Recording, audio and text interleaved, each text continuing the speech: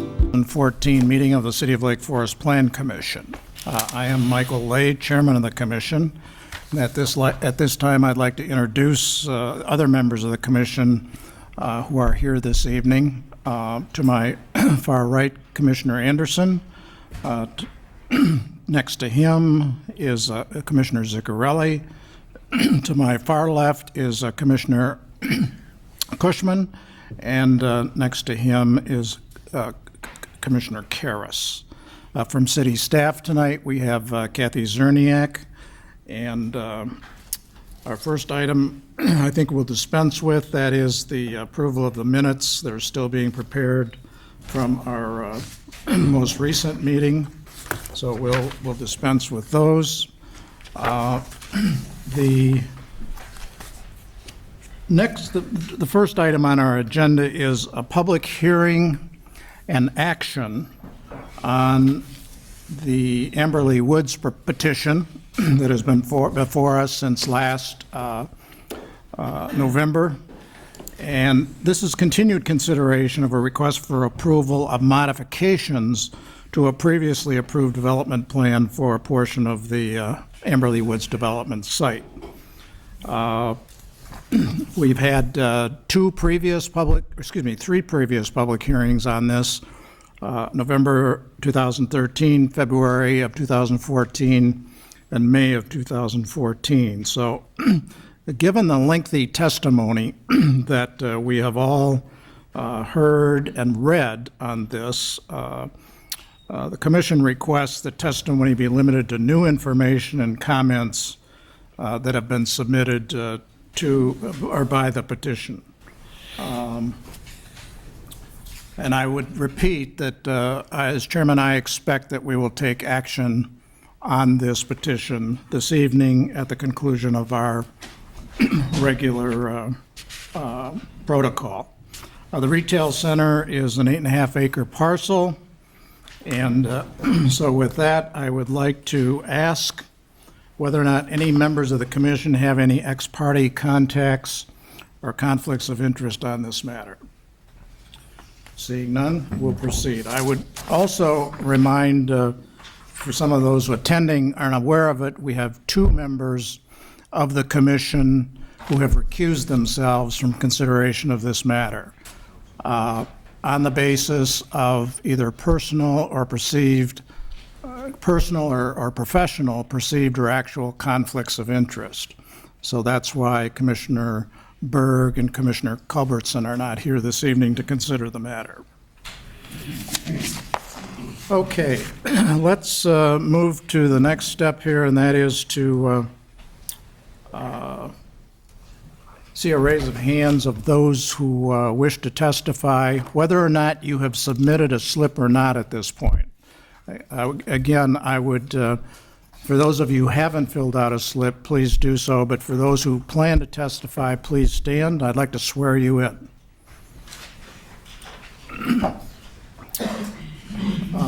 Raise your right hand.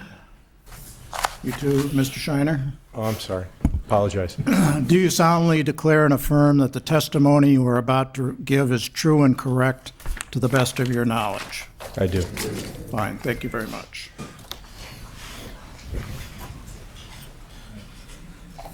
Okay. The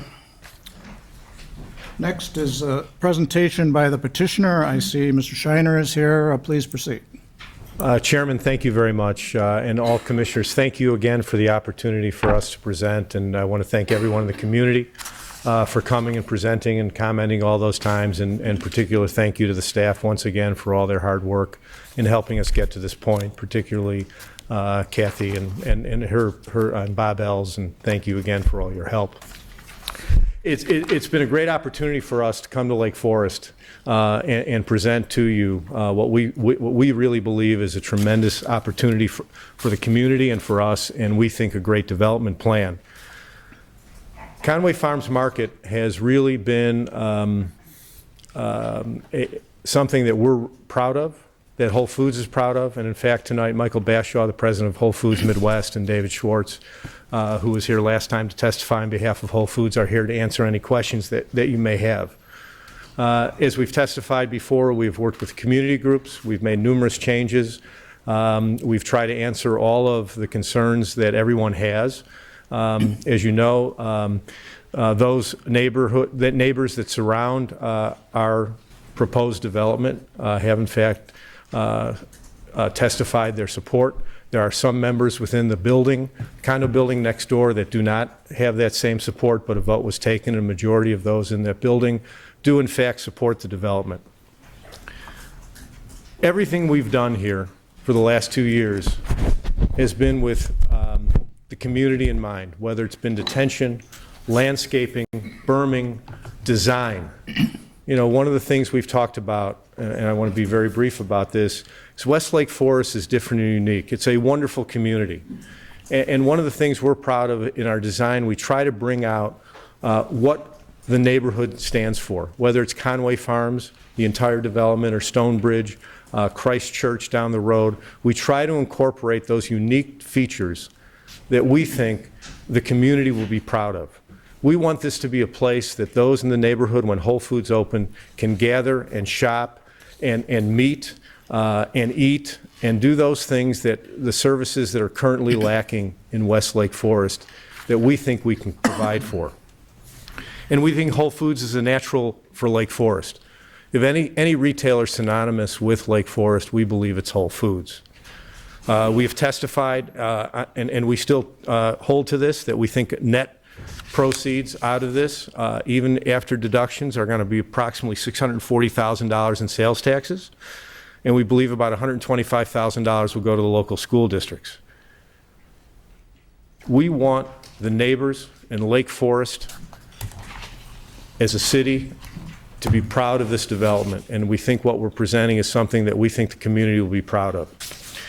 Because of the limitations on what we're going to testify today, we're going to testify on two things: the detention issue and the landscaping issue and the berming, because we've made a change to the 60 feet. And so those are the two things. Michael Bleck is going to speak second, and David McCallum, our landscape architect, is going to speak first. Just a couple things, kind of cleanup issues. There are 24 recommendations that were given in the staff report. We agree in totality with 20 of them. There are 4 that we don't have agreement as to how it's stated within the staff report. Number 7, which I think the Plan Commission talked about and agreed, staff is still recommending a cul-de-sac, and we thought that the Plan Commission was okay with a gate, and we're asking that number 7 be turned back as a recommendation back to the gate. The staff is in disagreement with the setback. They're recommending in the staff report 100 feet. We want to go back to what we discussed, and we thought there was a vote on, which is 60 feet for buildings and 42 feet for the parking lot. There are 2 that we are still in disagreement with. Number 2 I'm going to read, and this relates to the food store only. The language we recommended, which is different than your report, if you want me to read it, I can very quickly, but it basically replaced the recommendation: the 45,000 square foot anchor space shall be occupied by Whole Foods or other retail business of a type found in first-class commercial centers in north suburban Chicago area. We're limited, and we've agreed to 10,000 square feet of non-sales tax generating space. Anything else has to come before you as a public hearing. And if we break up the space in more than one space, it has to come before you for a public hearing. So this gives you an opportunity to control the type of tenant, and we think this works. And so we're in disagreement with the language in the staff report. We do think that it should be covered probably by City Council. The staff recommended in number 6 that we make a contribution of $50,000 towards a intersection study, which we're in agreement with. It left an open-ended liability for the intersection, and we've proposed a future contribution exposure of $150,000. Other than that, we're in complete agreement with the staff report. With that, I'm going to turn it over to David McCallum, who's our landscape architect, who will go through the architecture. And again, thank you so much for letting us present.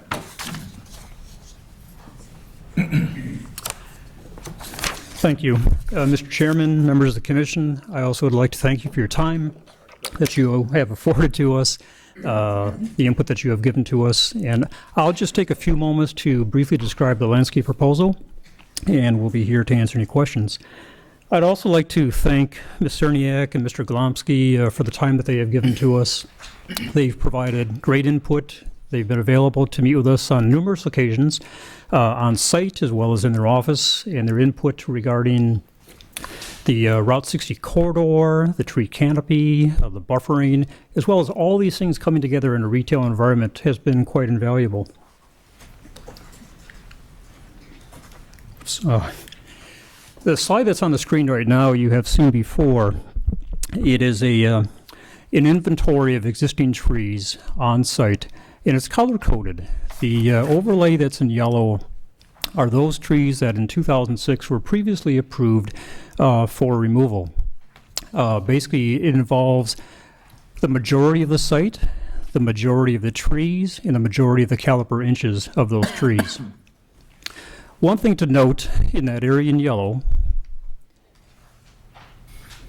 which borders Saunders Road, a section of Route 60 at the northwest corner, and the center of the site, is that when those trees were to be removed, it basically provides the removal of the entire tree canopy from most vantage points along Saunders Road, from those traveling west or traveling from the west to the east along Route 60, as well as within the center of the site.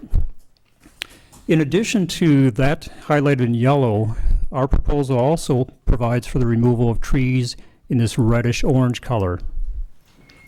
That's less than 50% of the site. There's a small section on this exhibit in the far southeast corner, which is referred to as a tree preservation easement. Acknowledging that a portion of the tree canopy as seen on the 2006 plan and our new proposal removes a number of the canopy trees, it became evident and clear that we had to deal with tree canopy restoration and reforestation. This exhibit shows, based upon on-site reviews with the city staff, with Mr. Ank and myself, potential areas where tree canopy can be reinstalled. In areas at the northeast corner, there are existing trees that are designated to remain, but that's also an area that we're going to enhance with some new reforestation, utilizing understory native and overstory native trees. There's also a section along the southwest corner of the site. Again, there are existing trees there. It's proposed to keep those trees and then enhance that with additional canopy and understory trees as well. With the adjacent property owner's approval, we also have an area adjacent to our east property line and also to the south property line where additional plantings of evergreen or of native canopy trees and ornamental trees could be placed. So what does the canopy tree restoration entail? This is a blow-up view of that northeast corner that I had just described. The trees in the lighter color green represent existing trees. The proposal, based upon our review of the existing site, would be to clear out the undesirable or volunteer materials, the buckthorn and other invasive types of materials, and then replace those with native understory trees, including varieties of redbud and witch hazel and dogwood, and then superimpose native canopy trees, including some oaks and hickories and ironwoods, plants such as that. The intent is that we would continue the buffer that currently exists. The photograph to the right shows, although in the very early springtime, a view from the entrance drive, basically back towards the southeast to where the condo building is. So it's relatively open. The intent here, based upon our conversation with the city arborist, would be to clear out some of the invasive material and introduce these new native materials as the canopy tree restoration, as well as some buffering. The second area of reforestation would be at the southwest corner. Again, there are existing trees located on a berm. That will be enhanced with additional evergreen trees, native ornamental, and native canopy trees. And with the adjacent property owner's approval, we'll also be continuing that same treatment within the northern section of that outlot. There's also an opportunity at the northwest corner to do several things. One is to provide a very important view corridor into the site. The second is to establish additional tree canopy restoration areas at this location and also at this location. Again, the same types of materials would be planted in these areas, along with large mass plantings of native grasses, wildflowers, native shrubs, yet still allowing a view corridor into the retail site. The image at the bottom of the screen is a cross-section taking us from the corner of Route 16 Saunders Road through to where the parking lot is. And what you'll see here is a berm that's going to be roughly 4 to 5 feet in height, and then planted on that would be the ornamental trees, the shade trees, and some of the native grasses as well. It provides a very effective screening and buffering of the parking lot as those that are traveling from the west going to the east, and still provides an area for the canopy tree restoration. As we move to the east, still along Route 60, this is the area where parking is the closest to Route 60. There is a 42-foot dimension between the property line and the parking lot, or roughly 62 feet between Route 60 and the parking lot. There's a berm shown in this location. There will be a retaining wall adjacent to the parking lot to help us raise that berm. It will be a height of about 4 feet to about 4.5 feet. It will be planted with a combination of evergreen trees, large mass plantings of native shrubs, perennials, and ornamental grasses, and then some of the tree canopy restoration in those areas as well. This is a view of the overall concept plan for the landscape improvement. It takes together all of the items that I had just described, the tree canopy restoration areas, the Route 60 corridor landscape improvements, some of the buffering to and from the adjacent properties, and then also the internal landscaping, which will be consisting of, again, native trees, native shrubs, perennials, and grasses. We're committed to continuing to work with city staff as we let this plan evolve to make sure that the selection of plants, the quantity of plants, as well as the species are appropriate for what the city and what the developer is trying to achieve. And that's a general overview of the landscape proposal.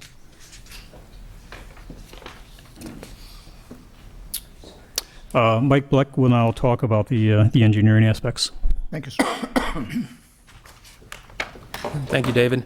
Good evening, Mr. Chairman, members of the Planning Commission. At the last meeting, you asked that we come back and give you some information on drainage, so I'd go through just briefly about 4 or 5 minutes on that. If the buzzer goes off and you'd like me to stop at that point, I'd be happy to. But generally for this area, the general drainage pattern is in a west-east fashion.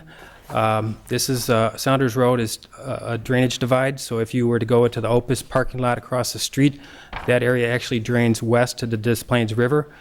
And once you get on the east side of it, it all drains easterly, trying to get to the middle fork of the north branch of the Chicago River.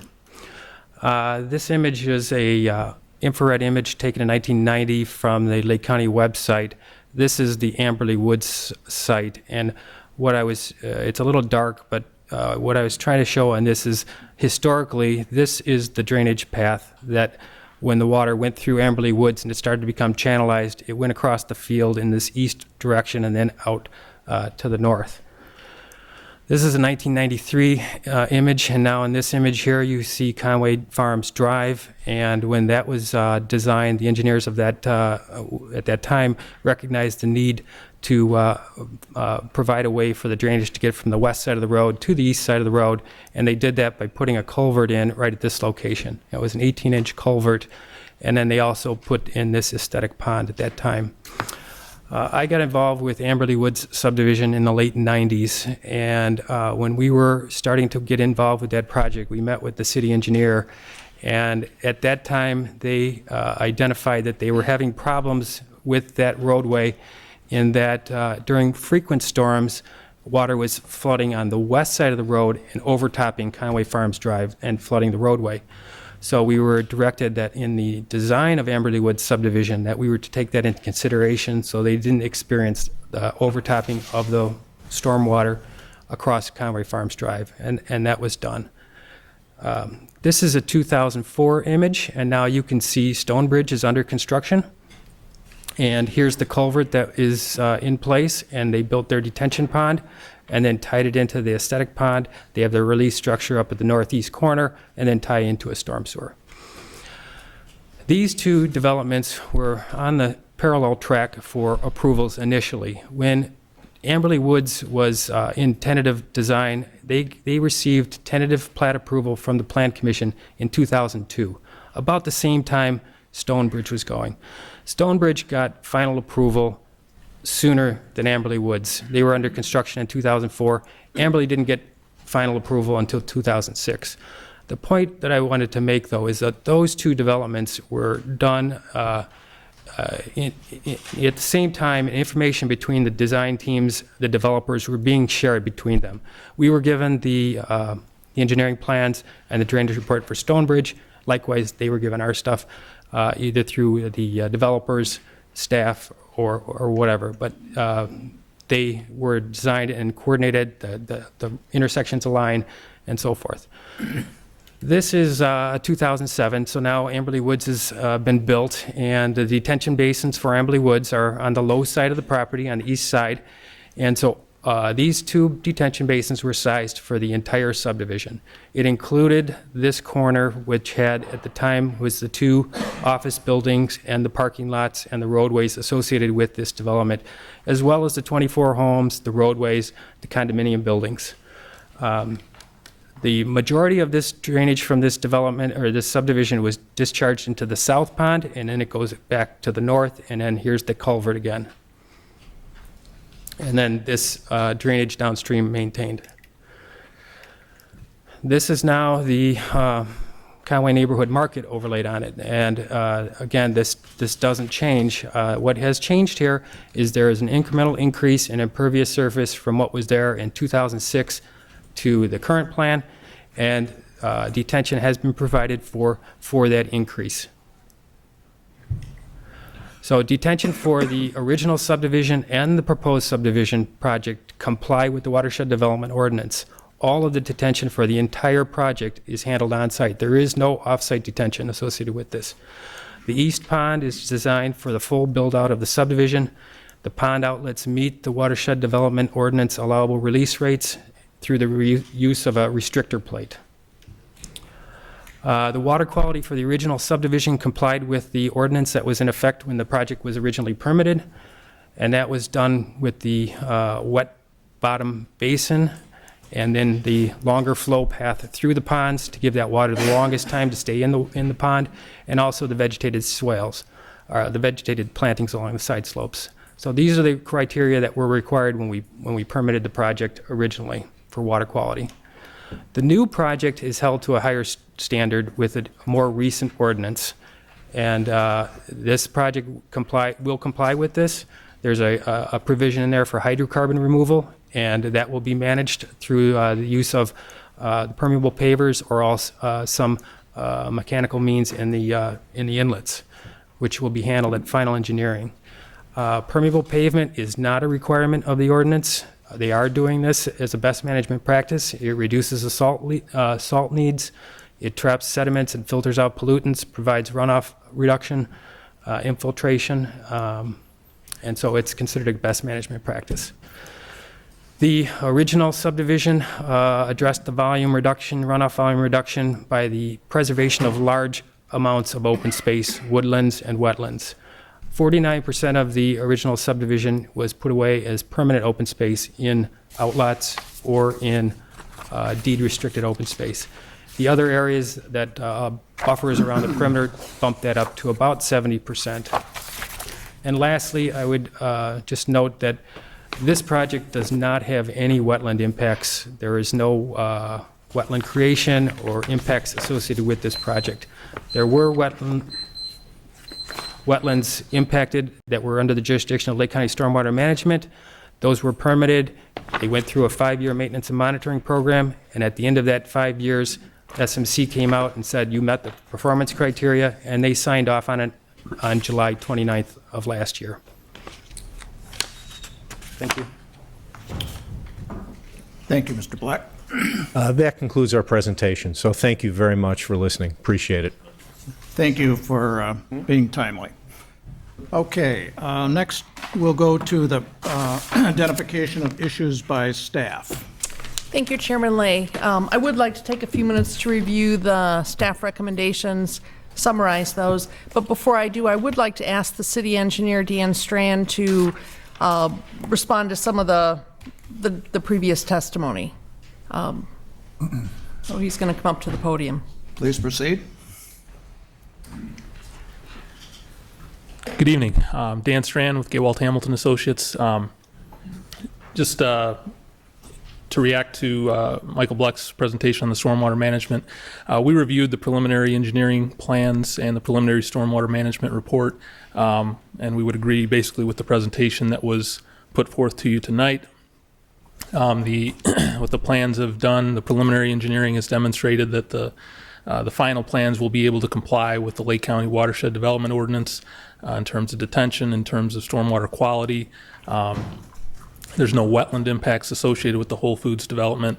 As we mentioned, hydrocarbon removal is being addressed through the permeable pavers and catch basin insert removal technology.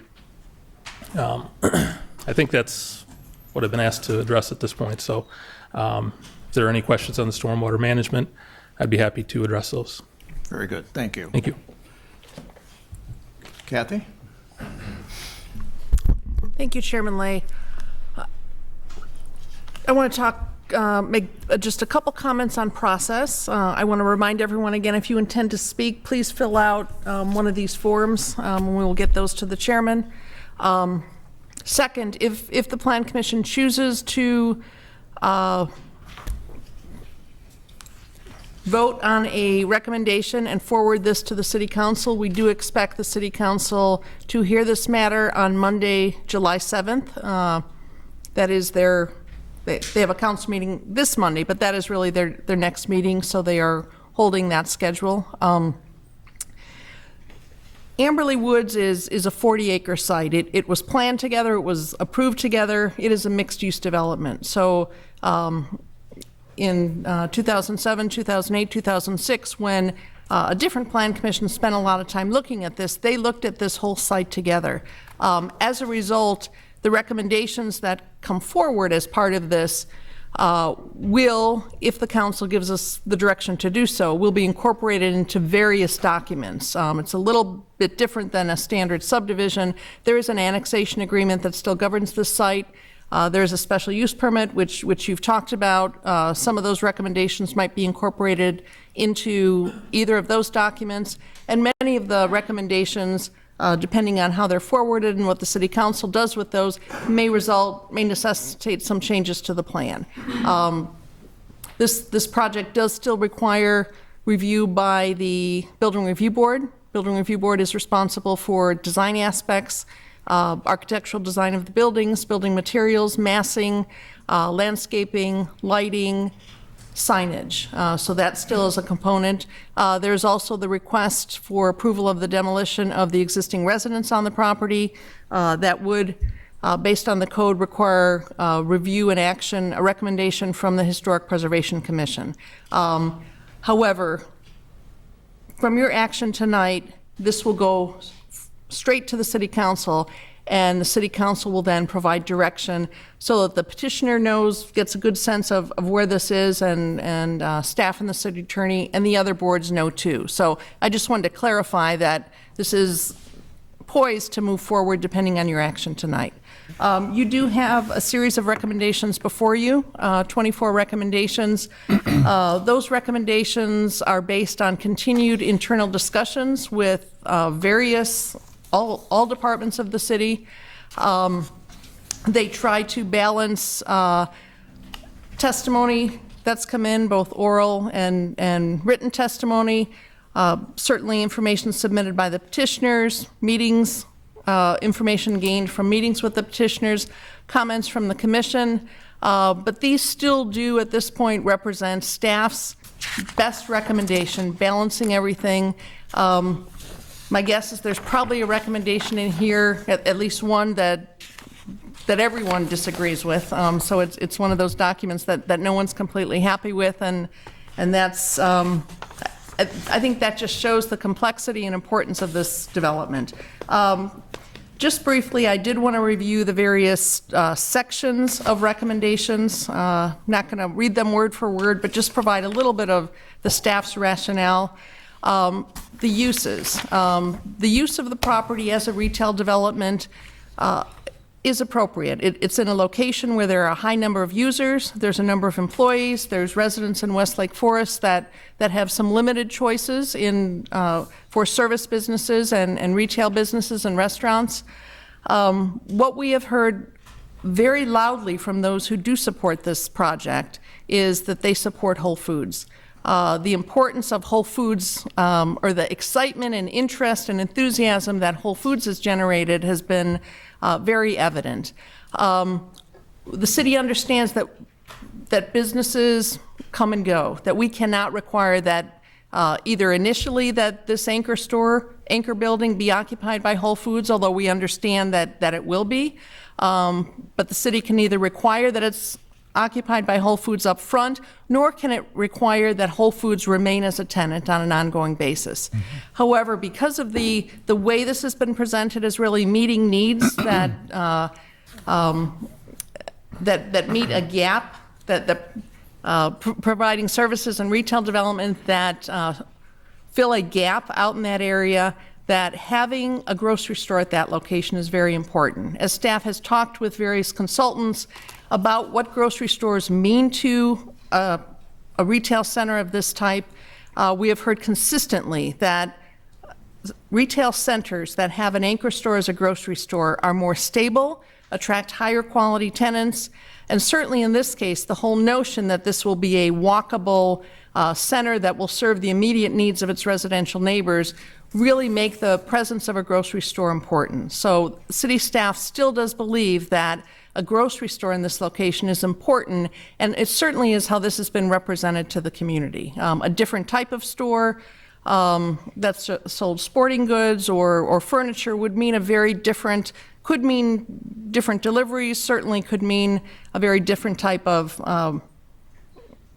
overall character of this development. So staff does feel strongly that, as presented from the beginning, a grocery store component of this development is important.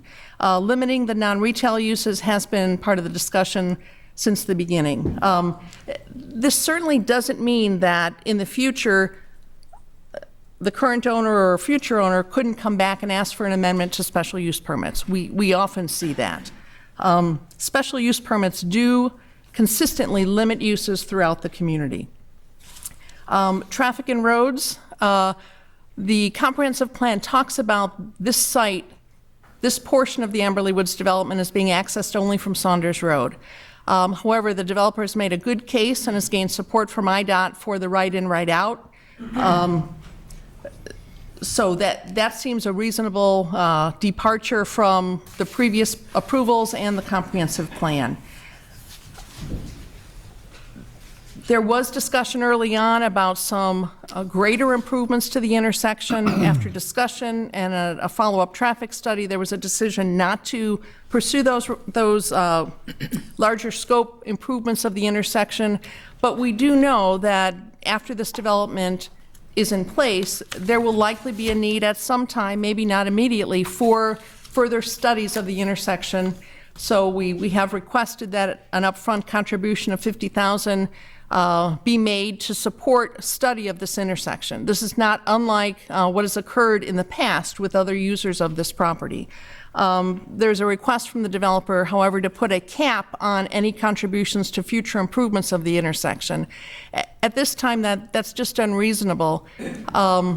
There is no sense at all of what this intersection might need to be in the future. Route 60 could be widened. Saunders Road might need to be widened.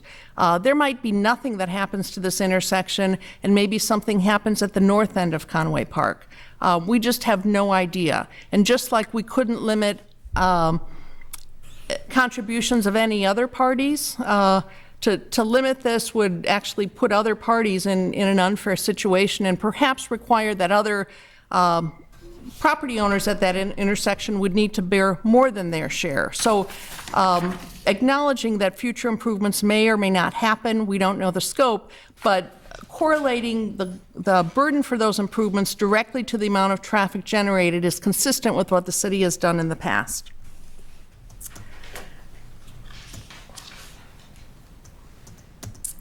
Stormwater management, both Mr. Black and Mr. Strand spoke to that. The preliminary engineering plans have been reviewed. There certainly is, will be further extensive review as the final plans come in to assure that, in fact, all the applicable regulations are met. In addition, there have been questions raised about whether proper easements and proper rights exist to allow the various connections, the route of the storm sewer, and the petitioner would need to, along with the final engineering plans, submit documentation verifying that, in fact, the legal rights exist, and certainly when that comes in, we would involve the city attorney in that review. Variances are requested for this development with respect to setbacks. The setback along Route 60 has generated a great deal of discussion. The setback of 150 feet along Route 60 wasn't put in place easily. It actually came out of a number of community visioning sessions that were very well attended as the Route 60 corridor was developing. And certainly we've also heard the developer's position that as a retail center, this needs to have visibility. We do know that the Plan Commission took an advisory vote at your last meeting to provide direction to the petitioner, and that direction that was provided was that some of the commissioners supported a 60-foot setback, others didn't. The plan before you has buildings that comply with the 60-foot setback. The parking lot does not. As staff continued to look at this, research the comprehensive plan, the discussions that occurred many years ago, and considered input from various groups, we do still feel that a 100-foot setback is an appropriate compromise. It reduces the required setback by 133 feet. It would allow buildings to be located in this development closer to Route 60 than anywhere else along the Route 60 corridor. So it would certainly give this development prominence.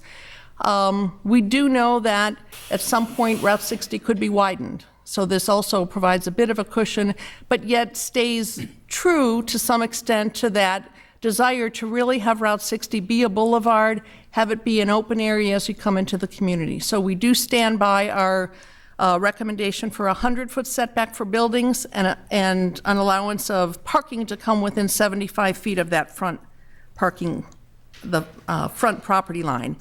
On the west side of the property, adjacent to Saunders Road, there is a request to move from the required 50-foot setback to a 5-foot setback. Again, that is an extraordinary reduction in the setback, but in this case, to provide visibility for those Saunders Road portions of the development, which will be visible as people come off the tollway and down that hill. That seems appropriate. We have heard some concerns from the office tenants to the west of the site, concerns about if in fact Saunders Road has to be widened in the future, that 5-foot setback might put those buildings right on the property line. That certainly is a possibility, but that side of the site does seem to be a more intensive use, so we do still stand by our recommendation for a 5-foot setback in that area. On the south side, there is a small encroachment into the setback required for the loading dock, 5 feet into the 50-foot setback. We do support approval of that request. And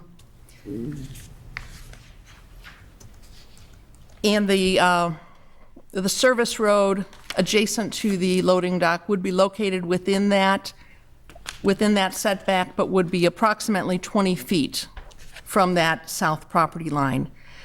To the east, that is an area that was looked at very carefully as part of the overall Amberley Woods development.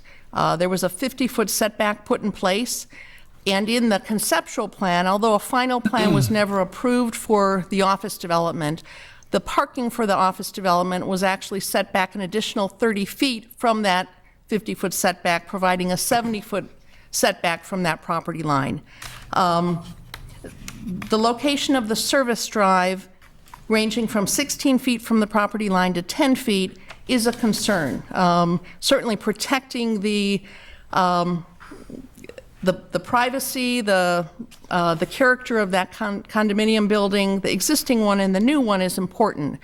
A compromise for that would be approving that encroachment, that significant encroachment into the setback, subject to the condition that the petitioner, that the developer can present to the city an agreement with the condo property owners that they would grant an easement for a 20-foot landscape buffer on their side of the property. That landscape buffer, respecting any drainage ways if there are some located in there, but that landscape buffer could then be planted by the developer, and there could be an agreement that it would be maintained, replanted, and provide a significant buffer that currently doesn't exist and wouldn't exist with the current plan. In general, the parking lot does appear to be tight. The parking lot is sized consistent with the code for retail development, which requires 5 spaces per 1,000 square feet of retail space. For restaurants, our code does require 10 spaces per 1,000 of square feet. However, given that this is a center where parking will be shared, the idea would be that perhaps someone shops at one store and goes to a restaurant. It does seem reasonable to grant a variance with respect to the number of parking spaces required. But as this project moves forward, I think we do want to be assured that the parking is workable. There have been some suggestions that diagonal parking should be considered to simply facilitate movement, and also demonstration that the trash areas really will work. There are 2 located in the parking lot.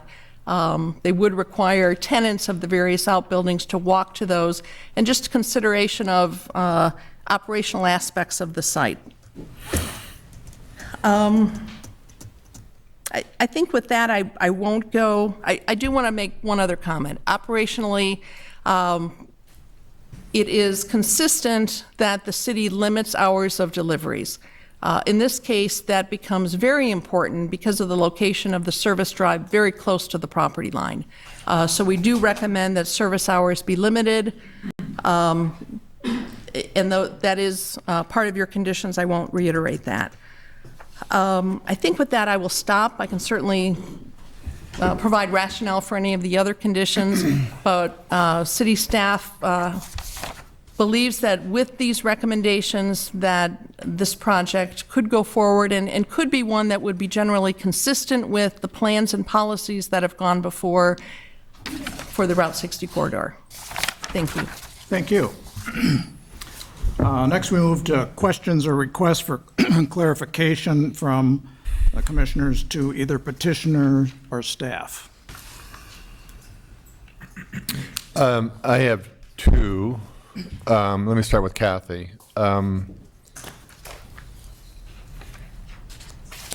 What consideration was, what did you think, what did you consider as part of the movement from 150 to 100-foot setback? I think the setback issue is probably the centerpiece here of concern.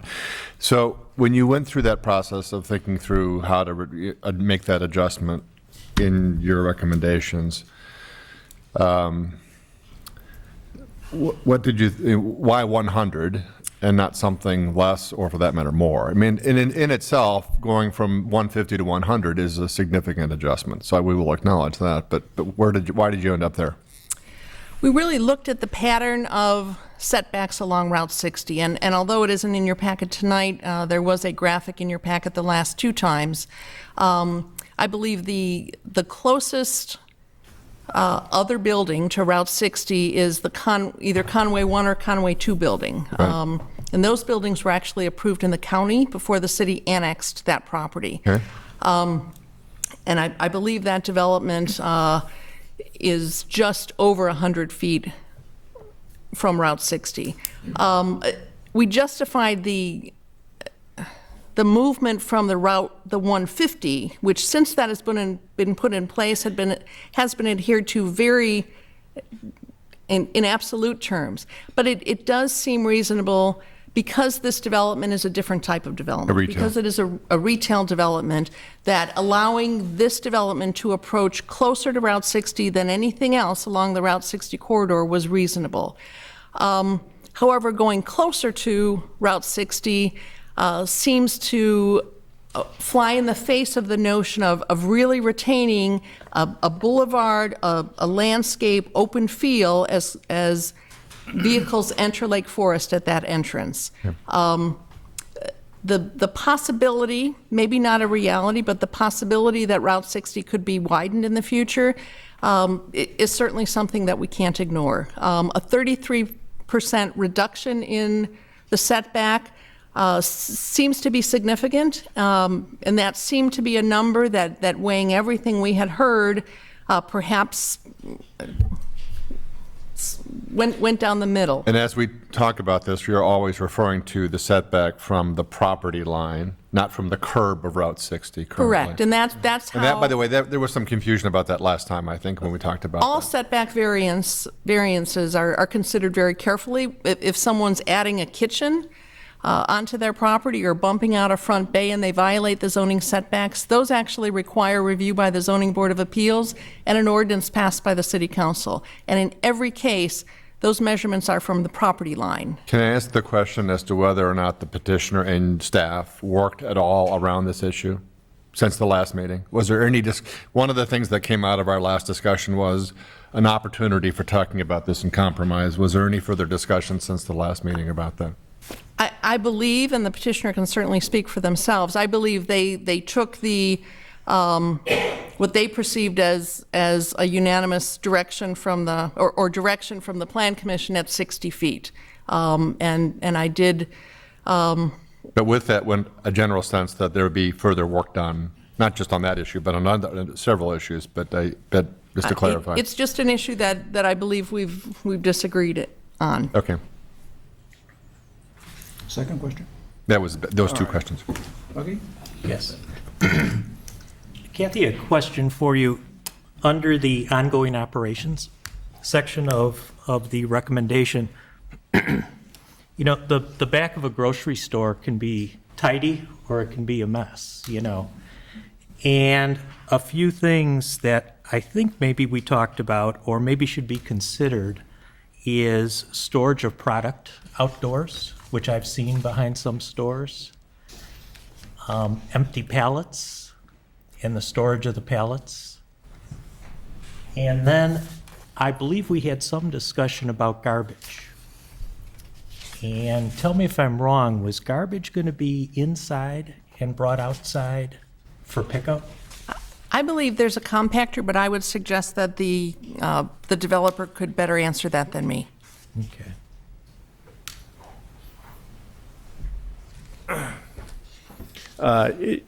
Do you guys want to take that question on how you're, do you mind? We use compactors in all of our stores. Okay. How about the first two, outdoor product storage and/or pallets? We don't do that. Could I ask that you identify yourself and speak in the microphone? My name is Michael Basher. Please come up to the microphone. Thank you. My name is Michael Basher, and I'm the president for the Midwest region of Whole Foods Market. In terms of pallets, we don't store pallets outside, and it's my understanding fire code prevents that anyway. We don't store product outside. We don't bring our garbage outside. We use compactors in all of our stores. Would there be an objection if that were written into the staff recommendation? Don't have an objection to that. Thank you. Thank you. I have another question that I would like to talk to the site engineer about. Being that there was a lot of discussion about drainage last time, I'd like to look into that a little bit more if I could. The city engineer or? Actually, Mike, Okay. the site engineer. Mike, question, do you mind pulling up the site plan? That's perfect, right there. Just to get a better understanding of how things are going to work, I have a few questions for you, if that's all right.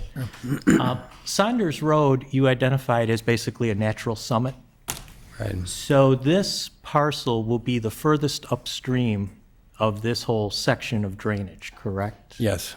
Okay.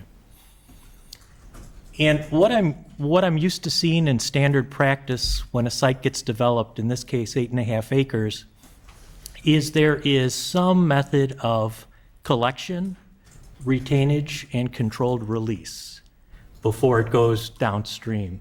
Right. I see we're exiting the south part of the parcel, and will that be into a hard pipe system that is there or needs to be installed? There's a 24-inch storm sewer stubbed into the site right now. Okay, and it follows, And then it follows this blue line right down the Right. roadway, and by the time it gets to the pond and Right. discharges right here, I think it's a 30. okay. So, being that the featured item, I think that makes this work, engineering-wise, without detention or retention of, typical basin or pond, is the permeable pavers, correct? Which make up like Well- 1.3 acres of the 8.5? That does help. As I said before, that the detention basins were sized for the 2006. So that had the 2 office buildings and the parking lots and the roadways. And so there is more impervious with this. I can't remember if it's Right. 2 acres or whatever that number is.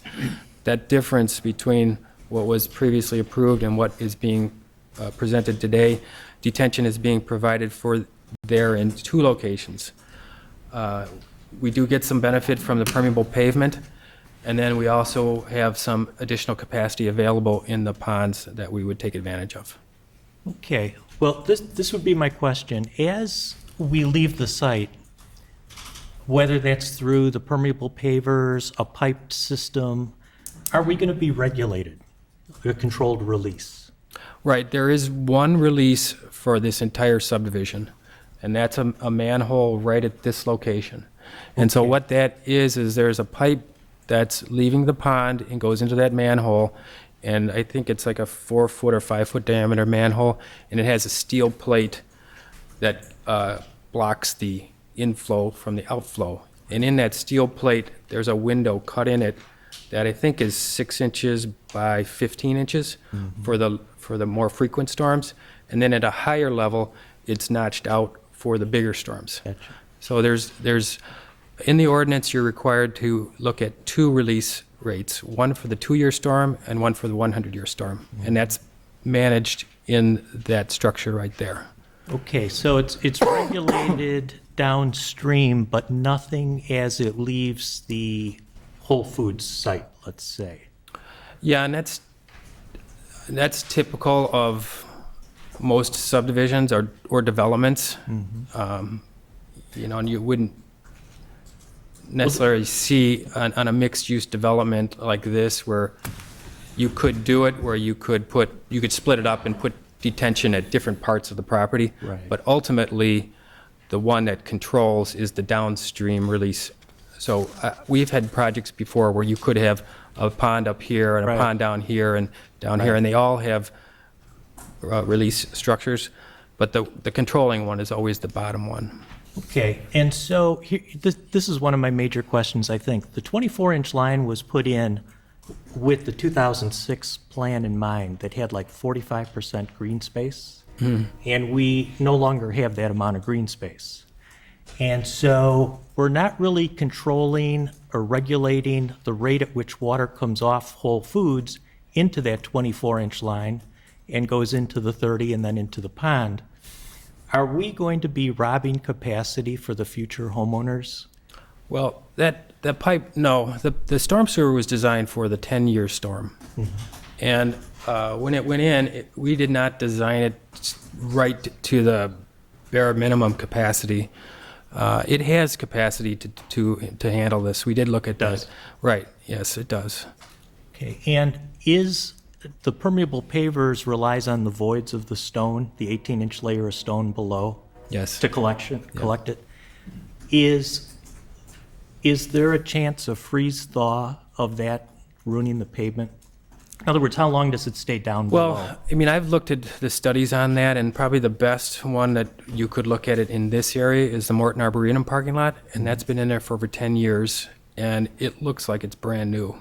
I mean, I was down there last summer looking at it, and you could never tell that that parking lot is 10 years old. And if you were to compare that to an asphalt pavement parking lot, you could definitely tell the asphalt would age. They found that with the permeable pavements, because you do have the airspace in there, it acts as an insulator, so you don't get the freezing down in the lower levels like you would in a asphalt pavement. Because we're going to be on a clay subgrade, I would assume, in this area. Do you know, is Morton on a clay or sand subgrade? In other words, are they getting percolation that relieves? I'd have to go back and look at that, and I don't think the soils were sandy out there. I mean, they do have their pond just off to the side of it. So, yeah, I mean, obviously, if you had gravel or sandy soils, then we probably wouldn't be talking about detention, because if you had the right infiltration, you don't need to have the detention. You'd lose it. Yeah, it would just go right into the soils. Okay. So in your opinion, being the furthest upstream will not cause a detriment to the future homeowners that got to tie into the same 24 or 30-inch pipe downstream later with the flow rate that's coming off of this site? No, I don't see any impact. In fact, as I mentioned, that since these basins went in, this has not overtopped the roadway. So it is serving its function. It's working the way it's supposed to. So, it's a big container, and you send all this water there, and it fills up, and then it just releases at a slow rate, and it goes back down. And that's exactly what it's supposed to be doing. And, I understand that when people see these ponds fill up, and they think, oh my God, this is flooding. Well, it's actually doing what it's supposed to be doing. Right. And the site's designed so that even if the restrictor or the manhole didn't work, and that's possible, maybe it gets plugged up and doesn't work, then they're designed so this would overtop and be able to relieve itself and not create a life safety issue where somebody's house gets flooded. That's when you start, like, everybody has this different opinion of flooding. So, is flooding where you have a couple inches of water in your backyard? Well, it's a nuisance. You have flooding where you get a couple feet of water in your basement. Well, that's how you're getting a life safety issue. And even on this pond here, so this does rise and go up and down just like any other detention pond. Right. And if their pipe did not work at all, their overflow is right here. So it would get up to a certain level, and then it would spill off to the north, and it's still about 3 feet lower than the houses. So since Amberley Woods was constructed, I've never heard of a house flooding in there, but maybe the city might have better information on that. Thank you, Mike. Okay. Further questions? Yes, I have a couple. Go ahead.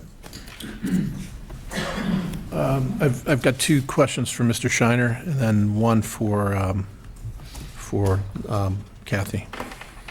So, Mr. Shiner, in your presentation today, you talked about your objection to number 2, recommendation number 2.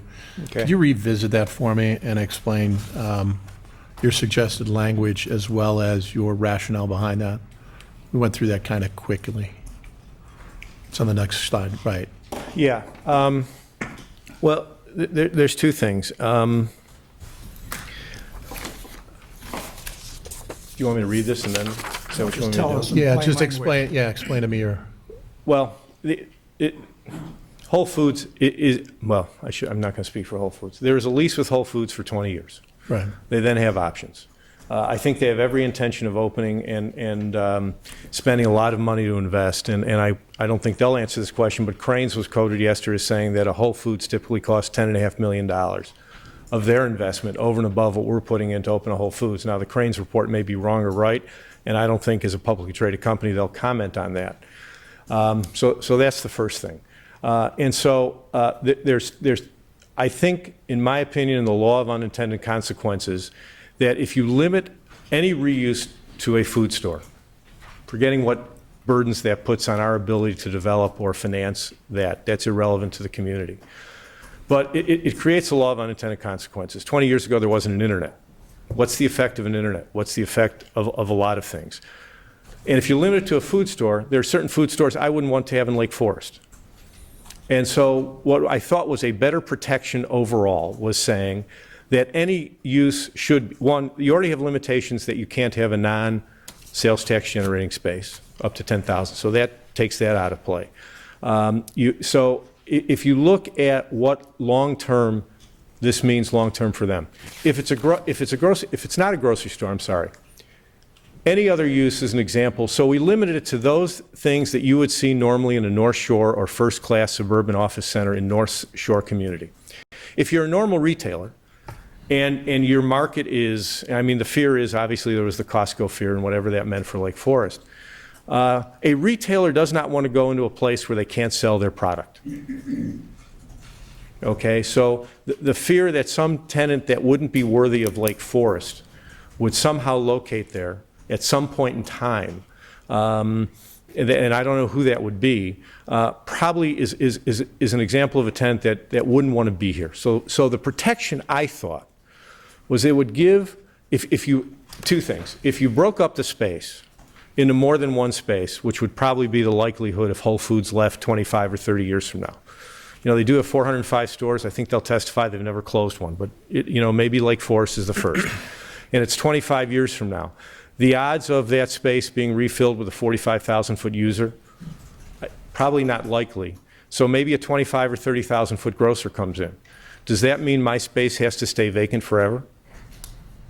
Because that ultimately is a possibility. Because if the only tenant that people want is a food store, and I can only do a 25 or 30,000-foot food store, the next board or the next plan commission say, you know what, we want a food store and another retailer. We don't want to take any risk of having another retailer there. So I could have a permanent vacancy, which would have a tremendous, I think, a detrimental effect. I think the second thing is it protects the city because you then, in a public hearing, if I break up the space, or if I come in with what the city perceives to be a tenant not quite fitting for a North Shore community of the type of Lake Forest, then you're protected in the public hearing process to say that's not what typically would be in Lake Forest. But to limit to one user has a really, I mean, you think about that. And where the world was 20 years ago and where the world might be 25 years ago, you could wind up with a vacant building for a period of time. Or it might be a food store. Or it might be a food store that's only 15 or 20,000 feet. So it gives us the ability to tell our lenders and to tell our equity partners that we have the ability to sublease the space. Again, it's got to be a public hearing if you break up the space. It's got to be a public hearing if it's a non-sales tax use. And that's the likely event. You have to come here. And then within that public hearing process, you then have to defend the fact that the tenant you're bringing is typical of what would be in Lake Forest. So if you can name a tenant that you wouldn't like, I'm not going to do that because I'm in the business and I build in communities that are not as high quality as Lake Forest. You have that a bit. There are clear tenants that we wouldn't want here as a developer and owner in Lake Forest. And it gives both of us that protection that we're not going to do that within the hearing process. But limiting it to one use, that has an enormous amount of unintended consequences. The least of which would be hard to tell Whole Foods, look, you can only lease it if you close in 25 or 30 years after your commitment or whatever that is. So I think this protects everyone, and that was the theory. And that's why we put a standard of what kind of tenant could be there, so that we didn't have to guess 25 years from now what the market was, and that we could have a viable center. I mean, Kathy, I think, said it great. If Whole Foods, for some reason, isn't there 20 or 30 years from now or 40 years from now, that center's got to stand on its own. And if the only way to stand on its own is the only use possible is one use, I think everyone's going to be unhappy. And so we wanted to set standards of the type of tenant that would be re-tenanted there. And that was the whole theory. So if I could just summarize, your objection is not to coming before the city again for subdivision of that space, it's to just limit it to a grocery use. It's the limitation, 45,000 it's square feet. the limitation of one user. I great. have no problem coming through the public hearing process because we have to. Okay, that answers my question. The next question I had is with regard to objection to number 6, which is the intersection. And you've limited to $150,000 is what you'd like your maximum exposure to be. What is the basis of the $150,000? Well, there's two things. The first thing is if you really wanted to solve, here's our fear. Is there a few dollars in there? Yes. But the fear I have, if you really want to solve the intersection problem, the intersection problem is you know, we've testified and it's been, I think, verified that 6% of the traffic comes from our center of the total intersection traffic. The failure of the shopping center is directly related to the right turn movement at peak hours out of the office park. There's only one way to solve that. The way to solve that is to build a direct access onto the northbound ramp onto 294. It is the largest single right turn movement heading east to west in the state of Illinois. What we're afraid of, and we know today what that's going to cost, is that a public official can come to us and said, hey, you got to contribute to that right turn movement. And by the way, it's $5 million today. And if the state wants to come with the money and correct that, and the office park wants to correct that, that's fine. And in fact, the current landowner, I think, wrote a check for $230,000 to the last intersection improvement. But the next intersection improvement, and the only way to solve this, is to solve that movement. It's not the movement out of Opus, and it's not, is Opus still own it, Sam? Whoever owns it now, the old Solo building. It's not going to be because of the movements that are generated by us. It's not being generated east to west. So I'm afraid that someone's going to come in and say, look, you've got to be part of that and have an open-ended liability. If it's a $5 million expense, are we going to be 25%, 30%? You know, so that's really the reason for that. And so no one can say what the ultimate dollar amount is, and clearly we generate about 5 or 6% of the total traffic in the intersection. And so that's what we're afraid of. And we don't know what the answer is. And so it's a hard thing to do, and maybe there's different language. 150 is an estimate? It was an estimate of what our liability would be today. Okay, is that on top of it, or is that total 150, or is it plus the 50? Well, it's plus the 50, and it's plus the couple $100,000. We're putting in about 250 now in intersection. Right, but as far as that particular Yeah, the 50, provision is we've concerned. agreed to pay the 50 up front. There's 50 not plus even, 150. there's not a question on that. Okay. And then my next question was for Kathy. So just to add some clarity around the vote we took at the last meeting, the 3-2 vote around the 60-foot setback, could you please elaborate on that? Sure. Because I think it was geared towards guidance towards the developer of what we would be willing to accept as far as the building setback was concerned. Correct. In fact, I think your conversation was exactly that you wanted to provide some guidance. You did take a vote. It was a split vote. I believe there were 3 commissioners that indicated support for a 60-foot setback. What you have before you is a plan where the buildings meet the 60-foot setback, the parking does not. But there was also an indication from some commissioners that they weren't comfortable. So that was an advisory vote. You didn't take any final vote or any action. And again, the staff recommendation is just that, a staff recommendation. Thank you. That's all I have. Jeff? Just a couple quick questions. Kathy, just out of curiosity, has anybody ever measured the setback from the roadway or from the property line to the edge of the pad site buildings at Bannockburn Green? I mean, we're all familiar with that development. Can you approximate it for us? You know, I reviewed that plan not too long ago. I don't have that number. Perhaps someone in the audience does, but It's reasonable to assume that couldn't it's guess. no more than 60 feet, correct? I mean, I'm just. You mean for anybody have a the feeling- buildings feel for or that? for the parking lot? The building edge to the edge of the property line, to the north. Anyway, if we can't answer the question, we can't answer the question, but I suspect that it's fairly close to the 60-foot setback that we were discussing the other day.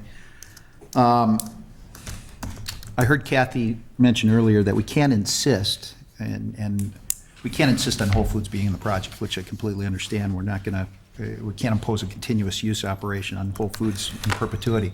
However, is there any reason why we can't insist on Whole Foods being a part of the project upon opening?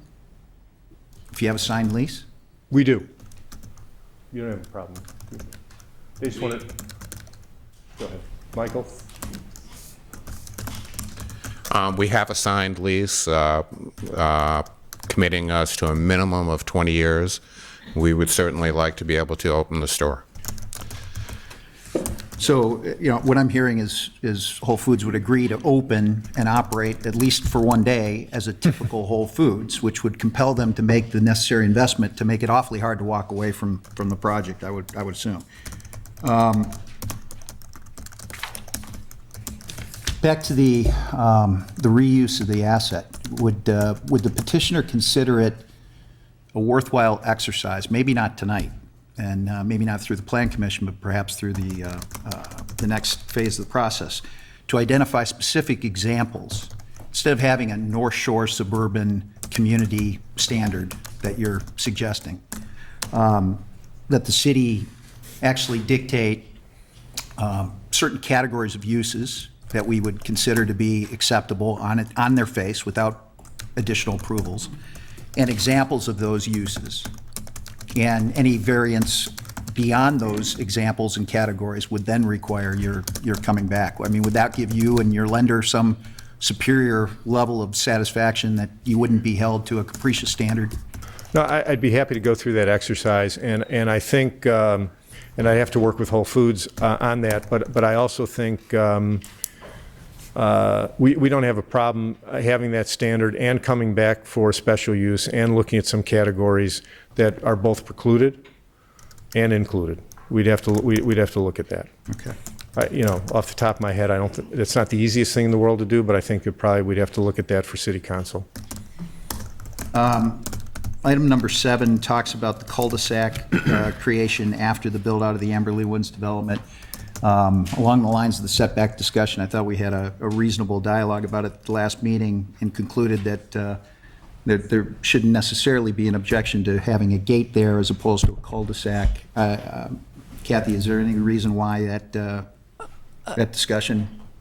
At the staff level, we continue to feel that for the long term, having a cul-de-sac to terminate what is a single-family residential neighborhood is very important. We understand that for construction of the homes, of the second condominium building, keeping that open and accessible is important. I've met with both police chief and the fire chief. The police chief does feel that separating a commercial development of this type, we've certainly heard that there will be some portion of the customers that are expected to come from outside the community, particularly when we have essentially the back of the house of a grocery store immediately adjacent to a residential neighborhood, that having the ability, not foreclosing the option for the city to require a cul-de-sac at some time in the future is very important to this development.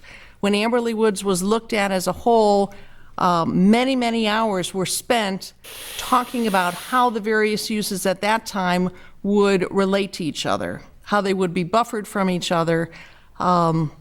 And from the staff perspective, looking at this development long-term, looking at assuring that the 22 homes that are left, or the 24 courtyard homes, build out in a way that can be a neighborhood that has privacy and security, and that's really buffered from, especially the western end, those western single-family lots, that it's viable, that they're buffered from an area where a delivery truck, a semi-truck, is going to come through that service road and actually back up right across from that gate and back up right into their loading dock, and you would have the backing up noise. So we talked about it a lot.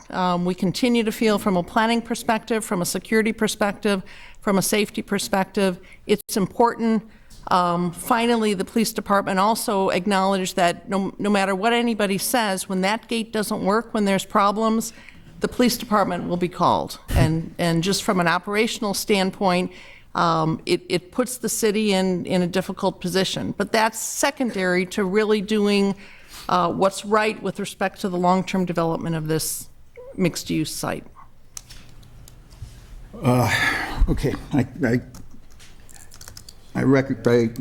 understand a portion of those concerns. I'm not sure I'm grasping the entirety of those concerns, including the fact that access with a cul-de-sac is more limited than a dysfunctional gate that you could rip open and drive a fire truck through if you had to, or an emergency vehicle.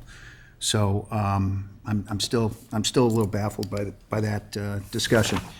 Further questions? No, I don't have any further questions.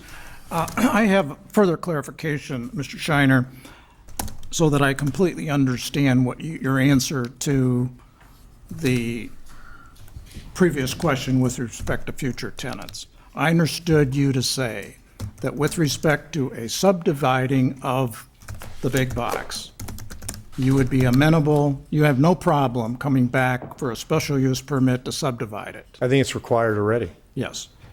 But I also understood you to say, and this is what I want to make sure I understand, that it would be at the sole discretion of the property owner as to what went in any successor to Whole Foods. Am I reading your answer to that correctly? No. Well, no. I think there's a standard that I've established as to what type of tenant that would be. As I said, if you broke it out, everything would have to come to the public hearing. You'd have to meet with that standard. The board, both Plan Commission and board, would have to accept the fact that it meets that standard. Commissioner Kuchman's asked me to look at a list of things which I'm not going to respond to today because I haven't thought about it, and I haven't thought about the implications of that. But I think, as I said, the odds of it would be unlikely that unless it was another food store user that you'd have a 45,000-foot tenant. You are already protected, I believe, under the special use that if you cut that space off because it changes the appearance, you are subject to public hearing. And my proposal is to establish a standard at which those tenants would have to meet certain standards. Do you really feel that that's a non-litigable standard? Yeah. I disagree with that. Kathy, do you have a response on that? The proposed substitution language? I think it's vague. I don't think we could, however, I do think Commissioner Kuchman's suggestion that perhaps there are more uses than just grocery store that could be specified as uses that would be allowed by right without a public hearing, and that and I don't know what those would be, it's something we would need to talk about, but I think that could be a good approach. And then there are certain types that would require an amendment to the special use permit. So I think the reason grocery stores seem to be important is that, again, those who support this project have been very clear about how important Whole Foods would be to the project, and that's why we took that a step further and said grocery stores would be an acceptable tenant. But I think if there are some alternatives, that makes sense. I think the language about first-class businesses in north suburban centers, I think that's too vague, and we couldn't even put that in a special use permit. Thank you. Are there any last questions before we move on to the public testimony? I just have one, and it's back to the cul-de-sac. So when you actually put a cul-de-sac in, as you have thought about it, eventually, that is going to be a closed cul-de-sac without any access points beyond just the neighborhood, correct? Yes. That's what you're intending to say, right? And the key point of that condition is that we don't foreclose that option. And even if it's just a gate, you're still going to need sufficient area for turnaround. But to assure that as those 22 new homes build out, the developer for those homes will be long gone, and it may be a situation where we have aldermen who get continuous complaints about that. So not precluding that option. I don't know exactly what form the cul-de-sac would take, but But I'm trying to get to the point, it's a cul-de-sac as opposed to a cul-de-sac with a side gate or something. Correct. Okay. That's Yeah. what's envisioned, but again, we're Wanna leaving clarify. the Commissioner, may I- option open. May I clarify one thing on that? Chairman? On the cul-de-sac? Thank you. Just a few things. As we testified before, and we'll testify again, we have an impossibility to perform. We don't have the right to build a cul-de-sac. It's not on our property, and the associations opposed it. We have worked diligently with all the surrounding homeowners directly abutting our property, and we have testimony from all the adjoining property owners that they support the project, and it was very important to have the gate. Now, again, to qualify that statement, there are those in the condo building that do not support it, but the majority of owners of that condo building do support it. The board voted for it, and one of the critical aspects was having access through the gate to get to the shopping center, because what they didn't want to do, and I think as a community, I think is not great for the community, is forcing those residents to get onto 60, where you want to keep people off. And finally, the home builder has testified twice that he thinks it's very, very important for his homes to have direct access to the Whole Foods through a gate versus a cul-de-sac. So we don't have the votes, we can't perform, we can't develop the cul-de-sac, and we have the support of all the adjoining neighbors for the gate. And again, it's not a unanimous support, but it is a majority support of the condo building, plus the owners of the adjoining land, and plus the developers of the future development. And we do not have the ability legally to build a cul-de-sac. Thank you very much. Okay, we'll move to the public testimony. I have some registration slips. For those of you who haven't turned them in, please get them up to Kathy. And I will call you in the order in which I have the stack in front of me. And I will first announce the first person to testify will be Linda Shields, 985 Melody Road. And next up after Linda will be Robert Winnicatis, or Winnicates. Is Ms. Shields here?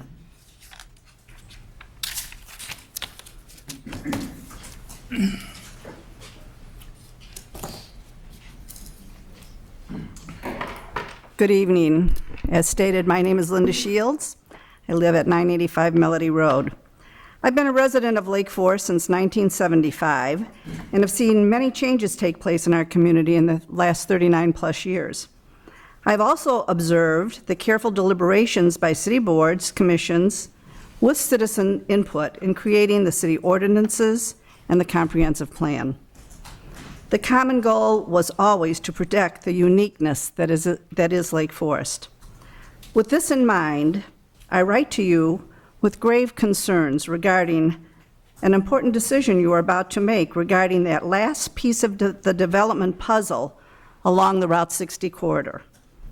As each proposed Route 60 development was brought to the city boards and commissions, they were held to the high standards of both the comprehensive plan and city ordinances. This wasn't an easy process, but as you observe now how well the developments all came together, you can see that it was the right decision for Lake Forest. Why now, when every other development abided by the comprehensive plan, do we change the rules and compromise all the decisions made in the past? Is this the right treatment for those who followed the guidelines? One example would be how the city rejected petitions presented by past developers not adhering to the required 150-foot setbacks. Why now would the city change its stance and allow this final development a 60-foot setback? Does the city disregard the impact of this last development, not only on the strength of our well-written comprehensive plan and city ordinances, but also on the value and quality of life for those who played by the rules? I ask you to follow the lead of previous boards and commissions who had the courage to do what is best for our city. Use a comprehensive plan to protect the integrity of our community. Be the stewards for future generations, as past leaders have been for those of us who presently enjoy the special community we call home. Thank you, Ms. Shields. Mr. Winnicatis?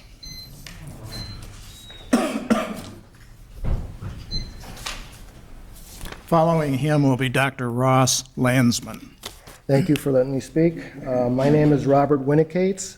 I and Donna Steinberg would like to speak about our opposition to allowing Whole Foods into our neighborhood. We live in Stonebridge, a subdivision of Conway Farms. We are concerned about the traffic and overtaxing of the water retention system. What is proposed will be an eyesore and change the entire look and feel of Route 60 community. This proposed development is going to be built at the end of a residential neighborhood, not a big city location nor an in-town shopping area. Even though we are in the west end of Lake Forest, we are still part of the city.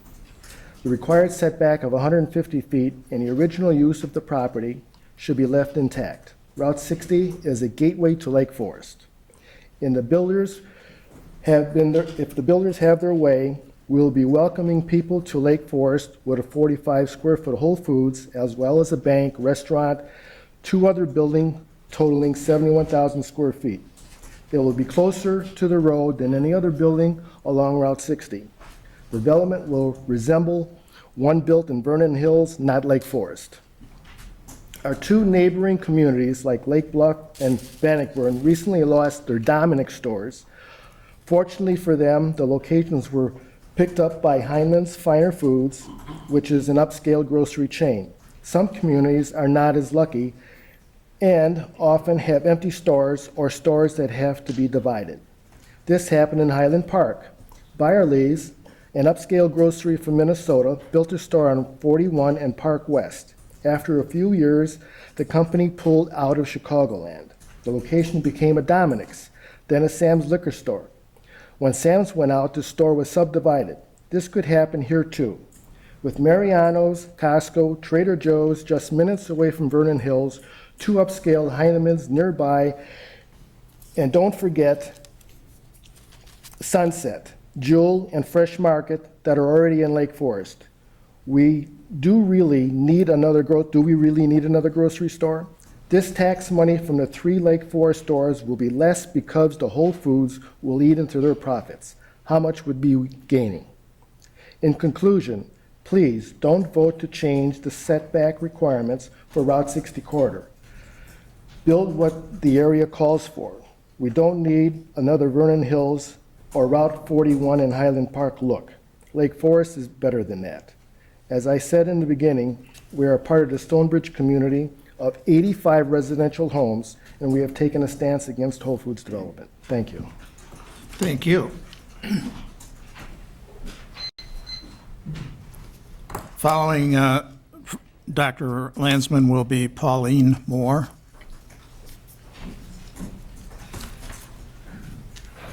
Good afternoon again.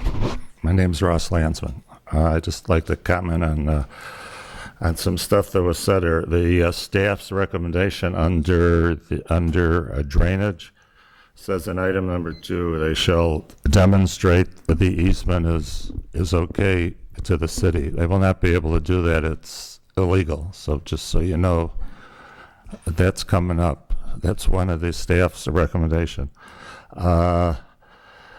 What Mr. Black just said, he was referring to that 18-inch culvert under the road that dumped the water from east to west. That culvert was abandoned. The new culvert is what's covered by the easement that is invalid. That comes directly from their pond into our pond and into Stowbridge with an easement that is invalid. So that 18-inch pipe he was talking about is no longer there. It was abandoned in place. That was before Stonebridge was there or Amberley Woods was there. There was nothing there. They were trying to get the water across the street. I wanted to really comment on this memo from Bleck dated May 12th. Do you guys have a copy of that? Yes, we do. Oh, I didn't see it in the picture. All right, let me comment on that memo then. Just one other thing I saw. You were talking about the permeable pavers.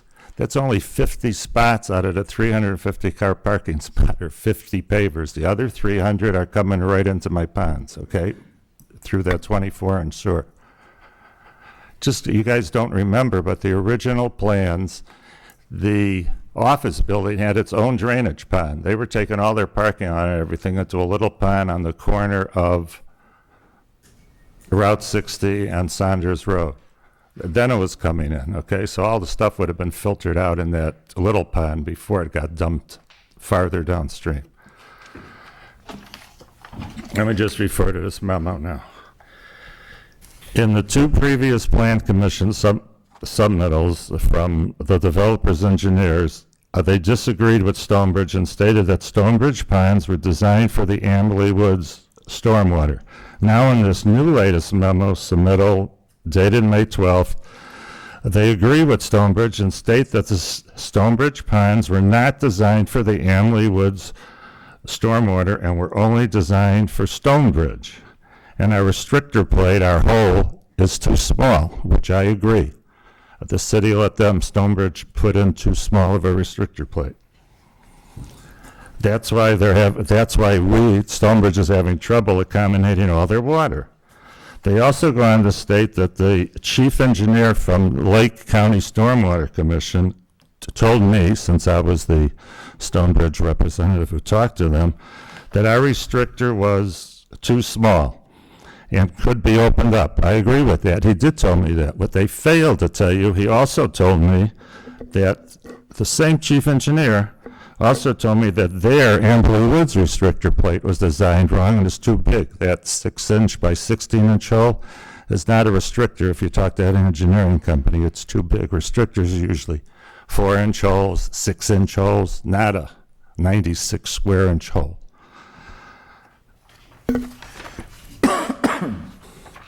And that allows, in reality, all their flow to go into our ponds without really any restriction. We're getting all their stormwater in. Also, in response to my depressional storage issue, Black states in their latest memo that we understood that the remediated wetland was not filled up. The existing condo building is sitting in the area where the wetland was. So technically, I guess the wetland was not filled in, just replaced with a building. I can't believe they say they understand. That means they haven't been out on the site to see where that existing wetland was filled up flat. The point is, the depressional storage volume of the wetland was lost, and they did not take that into account, allowing all that extra volume of water to drain east, unrestricted to us in what I called the waterfall in a previous meeting. That wetland was 5 foot deep, as evidenced by the bridge that's there. They left the old bridge that goes into the old house. For some reason, they left it, and you can see there's a huge culvert under it. I use these examples to make a point. What other statements have they told the Planning Commission that are inaccurate, false, or misleading? And think what else they have failed to tell you about their development before you vote yes, without placing any restrictions or conditions on the development. Thanks. Thank you very much. Nice going. After Pauline Moore will be Ann Danner. Good evening. For the record, Pauline Moore, 927 Barclay Circle. I have a letter here that was sent to the city from Landmarks, Illinois. Landmarks, Illinois is a nonprofit organization whose work in historic preservation throughout the state of Illinois is highly respected, and it is also, the organization is recognized nationally as an advocate for historic preservation. And this is the letter that they've sent to the city that I would like to have put into the record. We have learned that on June 11th, the Lake Forest Plan Commission will consider a request for approval of modifying a previously approved development plan at Amberley Woods, which, if approved and referred to the City Council without review by the Lake Forest Historic Preservation Commission, will put the historic Miller Estate at immediate risk. We believe that such approvals or referrals cannot be made without the applicant preparing and submitting appropriate filings with the Historic Preservation Commission, and that such process must occur before any action by the City Council. Approving or referring this project with recommendations to the City Council without consideration and participation by the Historic Preservation Commission, HPC, is contrary to the express provisions of the local preservation ordinance that require any proposal that involves an adverse action to a landmark be brought before the Historic Preservation Commission. This should be done by way of the Certificate of Appropriateness and Certificate of Economic Hardship process. Lake Forest Historic Preservation Ordinance, Section 51-9. Avoiding this requirement not only violates the statutory process, but lays the groundwork for any decision by the HPC to be avoided, ignored, or challenged in the future. This procedure would then effectively eviscerate the local ordinance and undermine the authority of the Historic Preservation Commission. And if the demolition is ultimately granted, by bypassing the HPC or overturning their decision to deny demolition of a protected structure, this not only would have irreversible impact on the city's historic preservation ordinance, but also put the city's certified local government, CLG, status in jeopardy. Because the Miller Estate House was designated a local Lake Forest landmark, the developer should be requested to incorporate the property into the proposed development. As was determined feasible and included in the 2006 approval for the previous redevelopment plan for the site, the house was determined appropriate for several reuses that could still be considered today as part of a retail development. The house is also eligible for listing in the National Register of Historic Places, which makes the 20% federal historic tax credit available to a developer rehabilitating the property for an income-generating use. All of these matters should be discussed with the HPC pursuant to appropriate submissions that are subject to purview. Lastly, as design of new construction is subject to review by the Building Review Board, retaining the landmark house could help define for the board and the developer a design vocabulary for the proposed development that would be very high quality and appropriate for the historic character of the city. We also understand that the proposed development will be in violation of the city's comprehensive plan in terms of setback from Route 60, and that the proposed elimination of the 300 trees, many of them oaks, that are part of the original estate will be in direct violation of the city's tree ordinance. These issues with the proposed demolition of a local landmark make this proposal overall very troubling. Again, we are in the urge the Plan Commission and the City Council to give very careful review of this proposed development and to not allow damaging precedents to be set that will give the city less legitimacy in reviewing future redevelopment applications that impact historic properties and natural features. Request that the Plan Commission and the City Council work with the developer, the HPC, and the Building Review Board to assure the highest quality planning, preservation, adaptive reuse, and architectural design for the redevelopment of the site, all done in conjunction with the governing rules and structure set forth in the Historic Preservation Ordinance. This is signed by Bonnie McDonald, who is the president of Landmarks, Illinois. Good. Thank you very much. Following Ann Danner will be Nancy Kerr. Hi, good evening. Thank you again for allowing me to speak. I won't reiterate my past testimony and what I've sent to you, But first, I'd like to say thank you so much. I know that you volunteer your time to do this, and it's a tough job. I know that it is, and I want to thank you as a resident of the city of Lake Forest and the closest neighbor to this development for all the hard work and all the careful vetting that you've done with all of the issues that are involved. And the same thanks to the city staff for using their personal time to meet with neighbors. The same thanks to you, and thanks also to the developer and to the landowner for providing such a unique opportunity to a subdivision that has been dormant for so very long, and to bring fiscally responsible and high-end users into our neighborhood, which provide a real amenity that's been so sorely lacking, not only as an owner of the closest building to be built, but also of Conway Park, where I had my offices for 10 years. So thank you very much for all your hard work. And I very much look forward to a positive vote tonight, because I'd like to see this go to the city council. I do have a couple things that bother me, which is new, and the cul-de-sac certainly bothers me. This is a private road that, as the original developer, installed and paid for.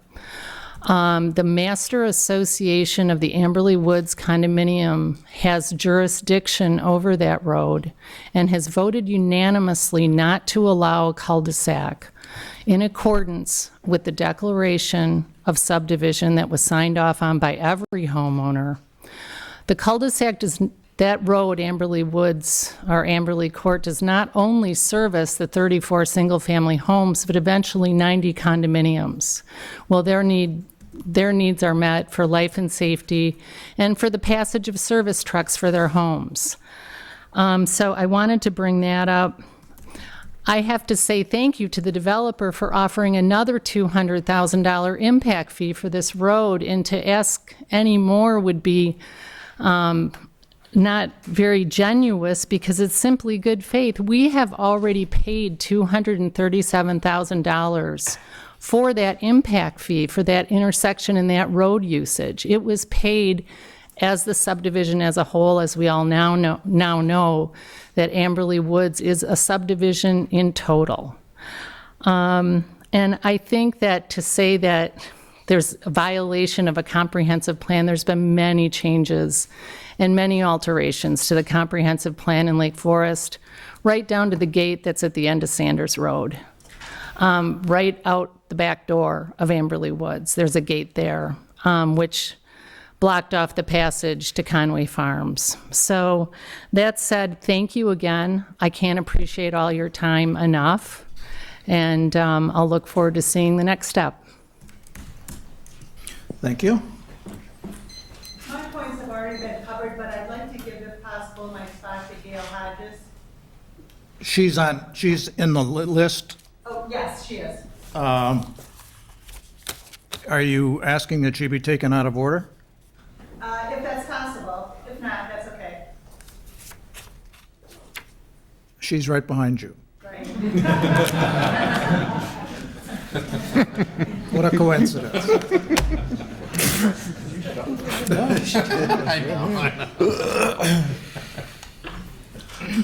Thank you for consideration.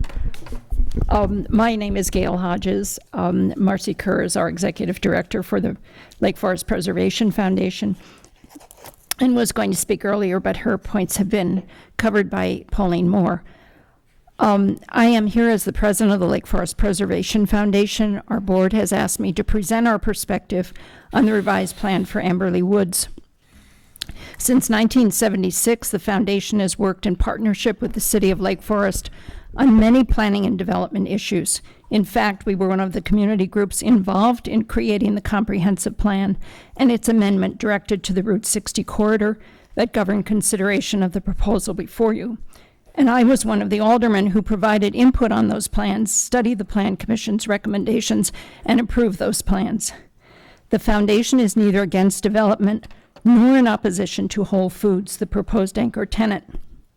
Our history is one of working with the city to help ensure development that is compatible with Lake Forest history as one of the oldest planned communities in the nation.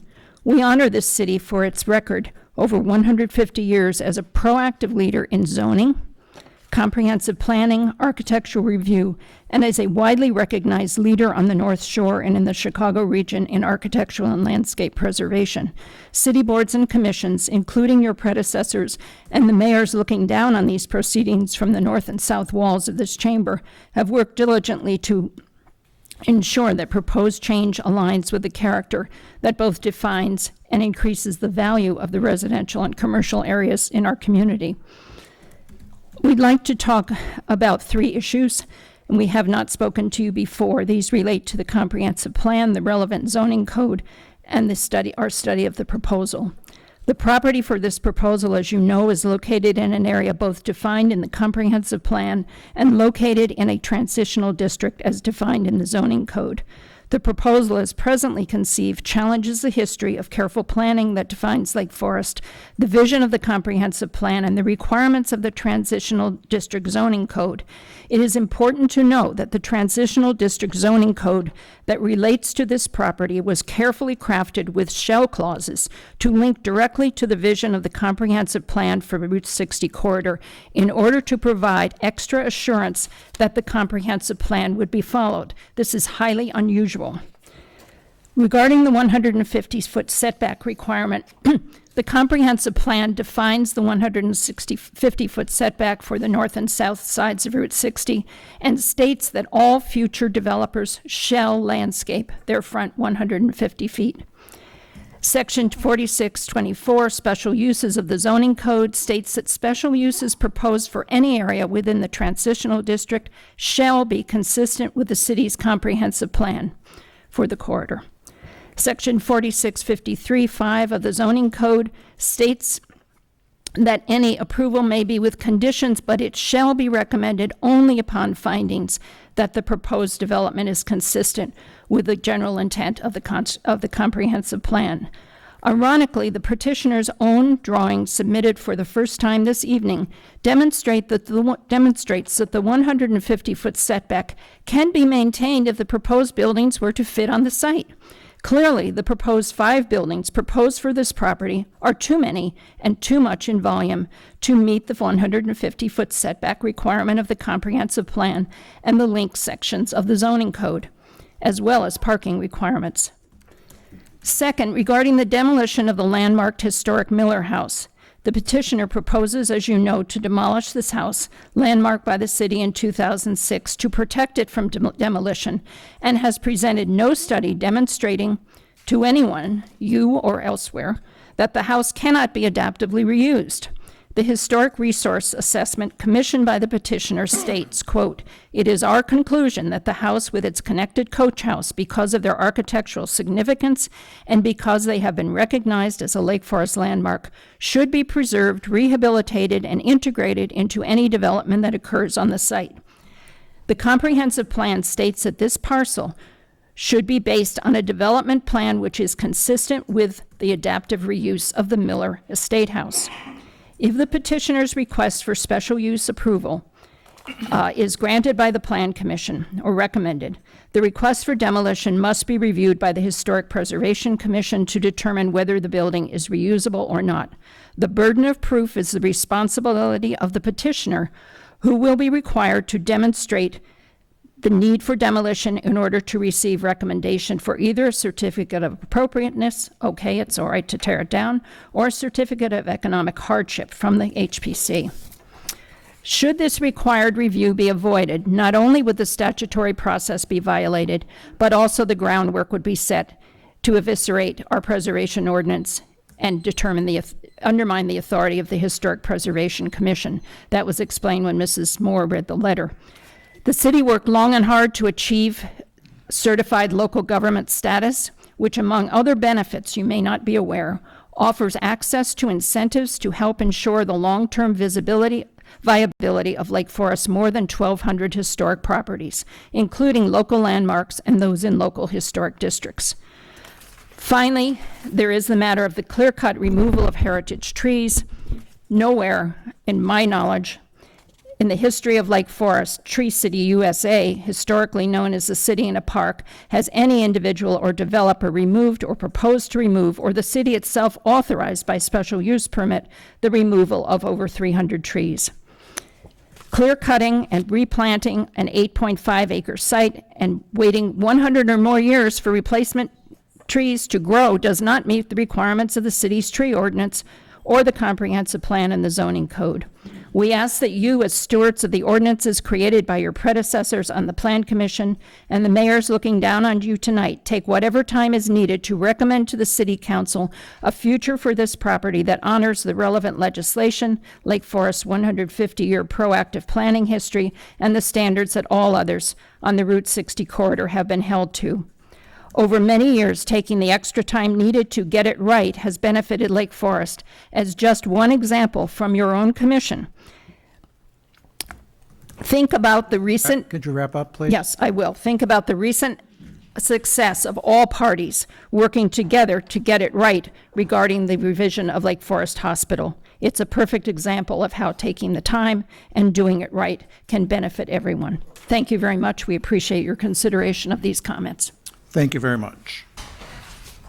Next is Romy Lopat, and then after her, I think we're going to take a 5-minute break, because after Romy, we've got 11 registrants, and assuming 4 to 5 minutes apiece, that's 45 to 50 minutes, so 45 or more minutes. So, Ms. Lopat, would you please come forward?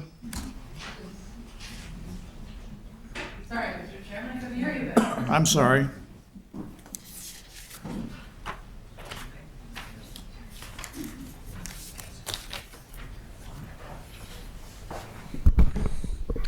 Thank you. My name is Rami Lopat. I live at 410 East Woodland Road in Lake Forest. Today I submitted a 12-page point-by-point set of reasons for disallowing this petition based on my review of the city code and staff report. I trust you got them. I hope it will be helpful. May I give it to anyone else that might not have gotten the submission? We have received it. Thank you. It seems to me that we have forgotten that the Shiner Group is not the owner of this land. The Michael Supero Limited Family Partnership, along with a gentleman named Bernard Leviton, owns this property. As Chicago real estate developers themselves, they know precisely what they bought. They bought an 8.5 acre property with a large woods of mature oaks in a town known for its tree ordinance. They also bought a landmarked mansion in a town known for its historic preservation ordinance. They know it is in a transitional zoning district, which requires certain uses. They also bought it knowing it has a special use permit that allowed office buildings but required on-site water detention and underground parking. The property is also subject to protections included in a fairly new sub-area comprehensive plan that stresses a 150-foot setback from Route 60, plus the obligation to foster a greenway on what Lake Forest calls its western gateway. In addition, they bought it knowing that their deed, like everyone else's in town, included a rider that makes perfectly clear that Lake Forest has long held principles regarding development. The rider even states, buyer beware. That is what they bought, and that is what they must, for better or worse, contend with. Like owners of investment property usually do, Mr. Supero's FLP and Mr. Leviton found a commercial developer, the Shiner Group, willing to take a risk and find out if the residents of Lake Forest would buy into a very aggressive plan for a shopping center. This is totally acceptable behavior, of course. But hard as our staff has tried to accommodate Shiner in order to obtain more sales and property tax revenue for us residents, this shopping center literally does not fit on the site. It has to be shoehorned into the site so tight, as the staff report repeatedly states, that it violates to an unacceptable degree just about everything we hold sacred in this town. Historic preservation, heritage tree preservation, a green gateway the full length of Route 60, the hugely important and not discussed yet double inch for inch tree replacement requirement, on-site water detention, and protecting neighbors from negative impacts. I can only imagine the residents on the west side of the condo next door who purchased their home knowing it was part... Oh, hello? I lost... knowing it was part of a mid-rise residential and office development, but were assured by city documents that there would be underground parking and the preservation of a beautiful oak woods. Now instead, they could be looking at a fence, 5 retail operations, a service road for delivery trucks, and 348 parking spaces with lights all night long, and landscaping that relies on planting off-site, off the property. That sounds like a reduction in their value, doesn't it? Put simply, this is the wrong site for the size and use of this, the size and intensity of this use.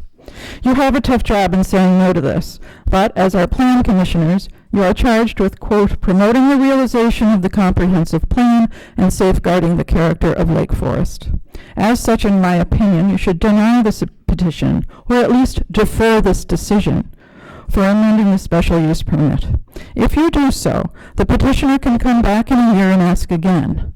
But during that year, I would hope that you would do 4 things. First, the city should update and give more detail to the sub-area plan for Route 60. Second, the city should prepare a plan for improving the failed intersection at Saunders and Field Drive, which, as is obvious, this project can only exacerbate, and which, if you approve buildings inside the setback area, could preclude some necessary improvements to that intersection and highway. Third, the city should re-examine the underlying zoning of this parcel and of the description of the transitional zoning district in the code. What does it mean to the existing special use permit if it was never implemented? Has it expired? Is retail allowed in a transitional zoning district? Clarification of these issues would be useful before the City Council considers this petition. Fourth, the city should ensure that the owners of the landmarked house are maintaining it adequately so they cannot make the future claim that is financially infeasible to keep and must be demolished. I believe due diligence by the Shiner Group was sorely lacking for some reason. Did they get the impression that not following our ordinance very, very closely would be a slam dunk in Lake Forest because of 2 little words, Whole Foods? I note that condition 2 now unfortunately reads that another grocery store of similar quality or another retail business is now before you. That said, there is likely a better project in here someplace if we insist on meeting all the coda in the city code. I hope you will find a way to say, there are codes here, make it work. And to any residents who have doubts, there will be a next petitioner or a better petition, perhaps by Shiner itself. This is a great location, and in general, we have a very willing to listen community for development proposals. But in all cases, we should respect and follow our own rules with only minimum variations. This is what keeps decision-making fair for everyone, now and in the future. Thank you very much for your attention. Thank you. Thank you. I would call for a 5-minute recess, returning, according to that clock, at 8:36. Okay?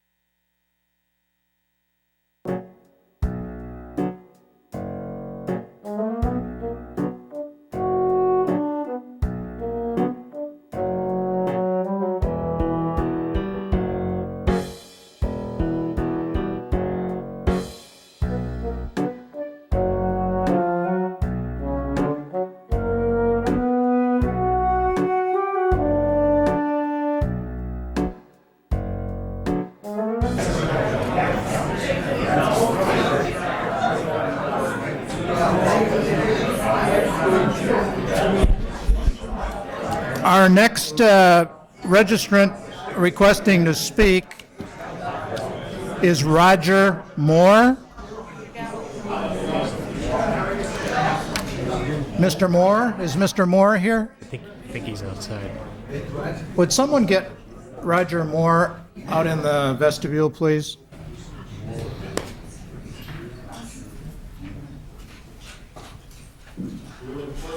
Roger Moore, please. Right there. Yeah, he's in the conference room. Oh, here he is. And following Roger will be Sissy Capola.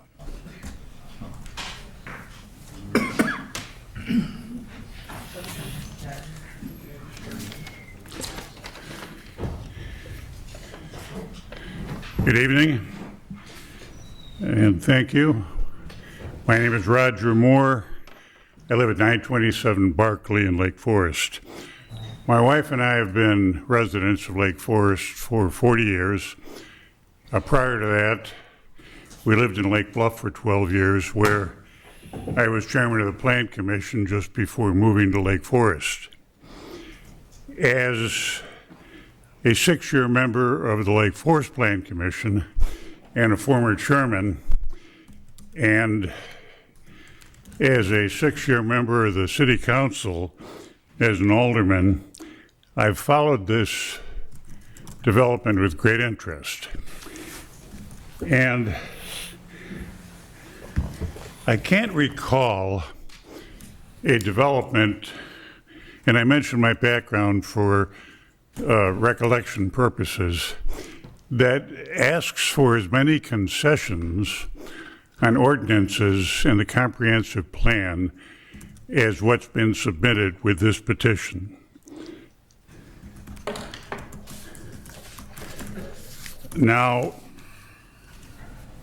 I can appreciate the delicate balance you have to strike between trying to encourage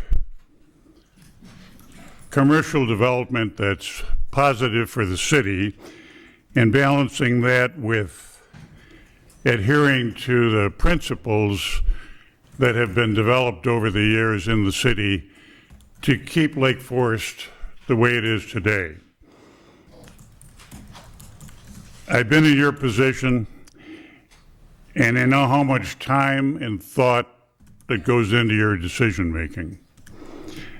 I'm troubled, however, by the proposed development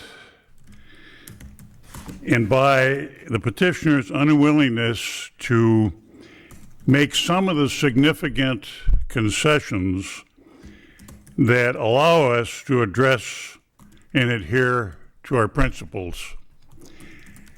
I can understand why the developer wants to maximize his return on investment. But of course, our concerns are always community-oriented. I feel fortunate to be able to live in Lake Forest, where all the entry points to the city are consistent in reflecting the efforts that have been made by your predecessors to maintain the very special ambience that we have in our community. And I hope you'll continue that tradition when voting on this petition. Thank you. Thank you very much, and welcome back, Alderman Moore. Following Ms. Capola will be Kathy Reese. And I would also ask the speakers, when you step up to the mic, stay about 6 to 8 inches away from the microphone.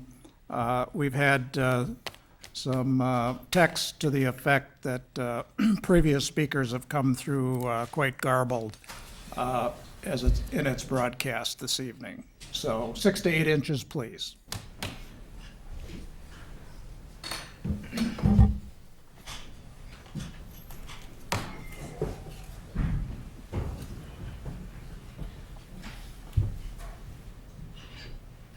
First of all, I would like to add, which I was not really planning on, but there is absolutely not one shred of proof that the majority of the condo owners support this development.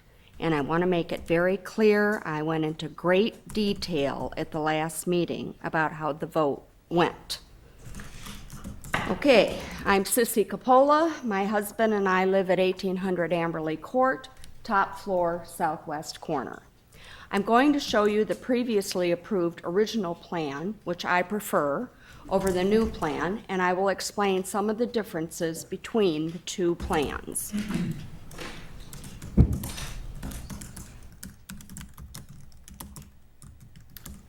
That is the north lot line, east lot line, south lot line, west lot line.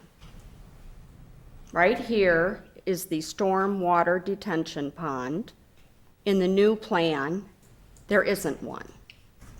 Lot 25, from the little stars here, is an open space easement, which means the berm and trees stay all along Route 60 here. The new plan, all of the trees and berm along Route 60 will be destroyed, which means the Route 60 canopy from here to here will be gone. The east lot line, which is the west lot line for the condominium buildings, in the old plan is an 80-foot setback to here. And a requirement by the city in the original plan states, I quote, "No disturbance area along the east property line near the condos," end quote. So we are talking about right in here, folks, which would provide enough space for an appropriate buffer between residential and retail. The Shiner Group has ignored this stipulation and proposes a service drive the entire length of our east lot line, or condo west lot line. And that is in the no disturbance area. The original 1929 landmark home in the new plan will be demolished. This is the outline of the 45,000 plus square foot Whole Foods. Along the west lot line in the old plan is one entrance, and the new plan there will be two entrances, here and then here. Here are the two small office buildings with far less parking area than the 354 spaces in the proposed plan. Now I'm going to show you photos of what I currently see from my beautiful condo.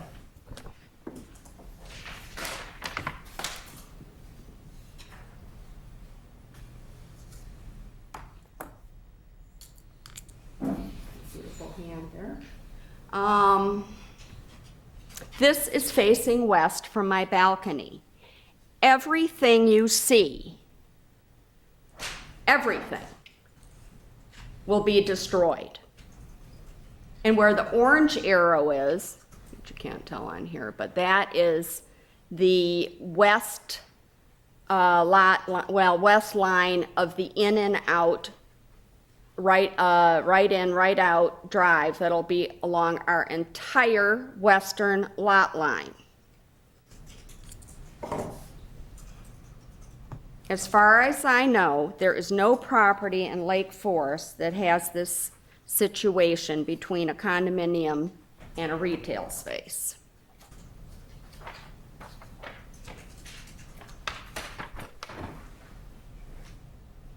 This is looking northwest from my balcony. Everything will be destroyed. Hundreds of trees and the berm along Route 60. The small wooded area on the condo west lawn will not survive the construction of the service drive and parking lot. With the proposed plan, the entire west side of our building will be exposed and currently is a hidden gem due to green space. Obviously, all of this destruction is a huge negative for our property values.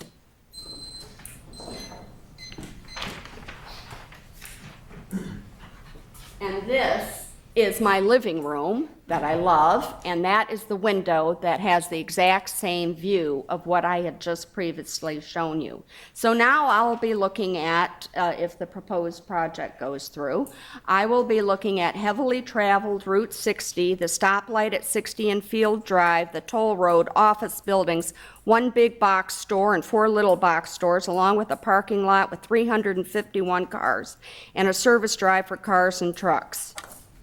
In conclusion, my husband and I are 20-year full-time residents of Lake Forest. As senior citizens, we made the decision to size down and stay in Lake Forest. Now we are asking ourselves if that was a prudent decision. This is our home, and the condominium building is home to 45 families, some with small children. If you approve this plan, it will ruin our investment in a community we have grown to love. Thank you. Thank you very much. I'd ask you to please refrain from either indications of support or disapproval of what a speaker says. Thank you. Following Kathy Reese will be Maureen Grinnell. Good evening. My name is Kathy Reese, and I live at 170 Danbury Court in Stonebridge. My mother always said that 2 wrongs don't make a right. It used to be so annoying when she said that. However, I believe that it applies in this case. How did we get here?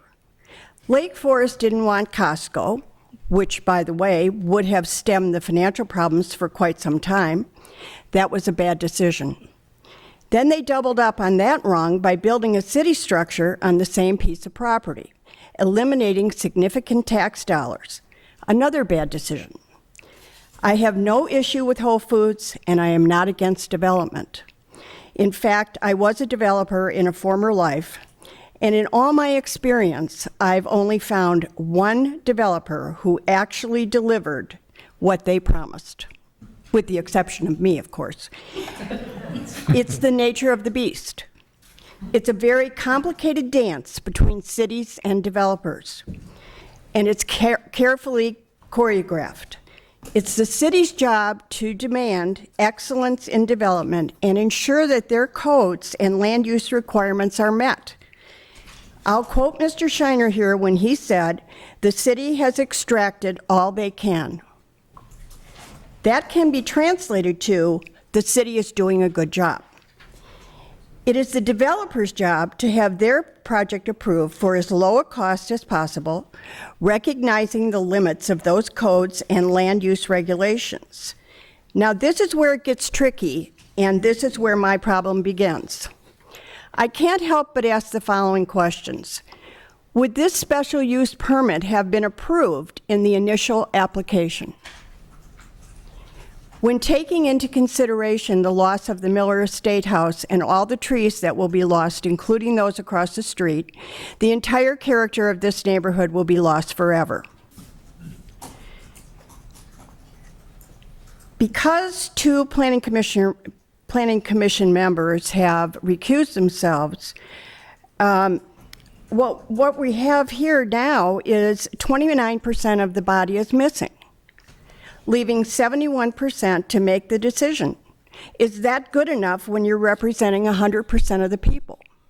And I think the key there was when the chairman said perceived conflict of interest. I don't know that that had they been here and explained their position, that there would be a conflict of interest. The sales tax revenue that's been discussed is ludicrous.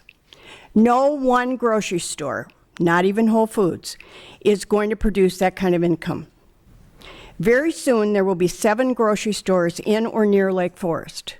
Do you actually think the number of people in the catchment area can support all of those grocery stores? The very fact that the right in, right out is such a big part of this development is designed for people outside the city. I am sure that Whole Foods is intent on attracting customers from surrounding areas, and I don't blame them. The other stores are intent on the same thing. There simply aren't enough people to go around and reduce that number by about 40% in the winter when almost half the community has gone to warmer climes. While we're on the subject of the right-in, right-out turn, I must wonder how an intersection described by IDOT as functioning at level F is going to be improved by this one change. I believe that Mr. Shiner has a good point because that's not going to solve the traffic disaster on 60. There will be a lot more to come. Expanding that lane to Conway Farms Drive only adds insult to injury to the residents of the condominium building. There's been a great deal of talk from Whole Foods about their budget for community involvement. That's not a gift to this community. It's the right thing to do, and it's good PR. No one ever mentions that Sunset Foods has been doing that for 40 plus years. And so it's not a new concept to this community. Certain cities in the area, specifically Vernon Hills and Libertyville, chose a long time ago to be centers for shopping. For example, Libertyville didn't want Hawthorne Shopping Center. So Vernon Hills stepped up and said, we'll take it and all of its tax dollars. Then Libertyville decided to encourage car dealerships to come and contribute huge tax dollars to the city. Lake Forest consciously decided that was not for them and said no to that approach. Future land use decisions were predicated on that premise. In my opinion, the comprehensive plan is a living document. Ignoring it is a disgrace and an insult to those who drafted and approved it. Lake Forest calls for a 150-foot setback. The project actually requests a reduced setback on the north, south, and west sides. Why has this project gotten so far, ignoring that regulation? This will set a very unhealthy precedent for the city, and I can assure you that it will come back to bite us. This is not the right path for Lake Forest. It makes us just another city. Remember, two wrongs don't make a right. But I want to thank you for your service to the community and all the time that you put in as volunteers. It is very much appreciated by those of us who live here. Thank you. Ms. Grinnell, and following Ms. Grinnell will be Arthur Miller. By the way, before we go any further, a housekeeping matter. I meant to announce at the beginning of the meeting that if there's anybody here for item 3, the public hearing and action relating to medical cannabis dispensaries and so forth, that matter has been postponed for this evening. So if there's anybody here for that, we won't be taking it up. No, I'm not here for that. No. You're going to hear a little bit in my statement of what you heard from others, but because I want to make it clear that not everyone is as interested or behind this proposal as the Shiner Group would like us to feel, as though we may be, that I'll put my position forward, and I appreciate the opportunity to do so. My name is Maureen Grinnell. I've lived in Lake Forest twice, totaling 33 years, growing up on Green Bay Road and then now on North King Muir. I've also served on the caucus committee on candidates twice. All of you have gone through that process, and I'm pleased to say that it was in my living room that we rediscovered Roger Moore. So thank you for that. No one in this audience should feel as though they need to be here tonight. Lake Forest's comprehensive plan, the Historic Preservation Committee, and the zoning laws provide all the guidelines needed for any developer to propose a plan that works for the Conway neighborhood market, as well as any proposed development for our community. The volunteers who serve on city boards and commissions, Building Review Board, Historic Preservation Commission, and the Plan Commission here tonight were appointed with the expectation that, in addition to sharing their expertise, they would respect and adhere to those guidelines. Likewise, the alderman and the mayor elected to city council were slated with the expectations that their decisions will consider those of the committees that bring them forward. What you're doing tonight is serious. But tonight we are here, and many more are watching on television because the traditions, the protocols, and the good judgments that have served our community well for over 150 years are in play, seriously in play.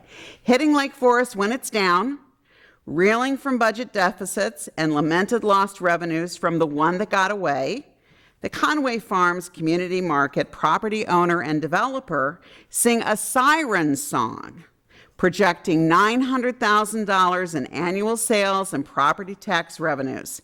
It's seductive, albeit difficult to justify a position that would encourage some to jump at a so-called opportunity.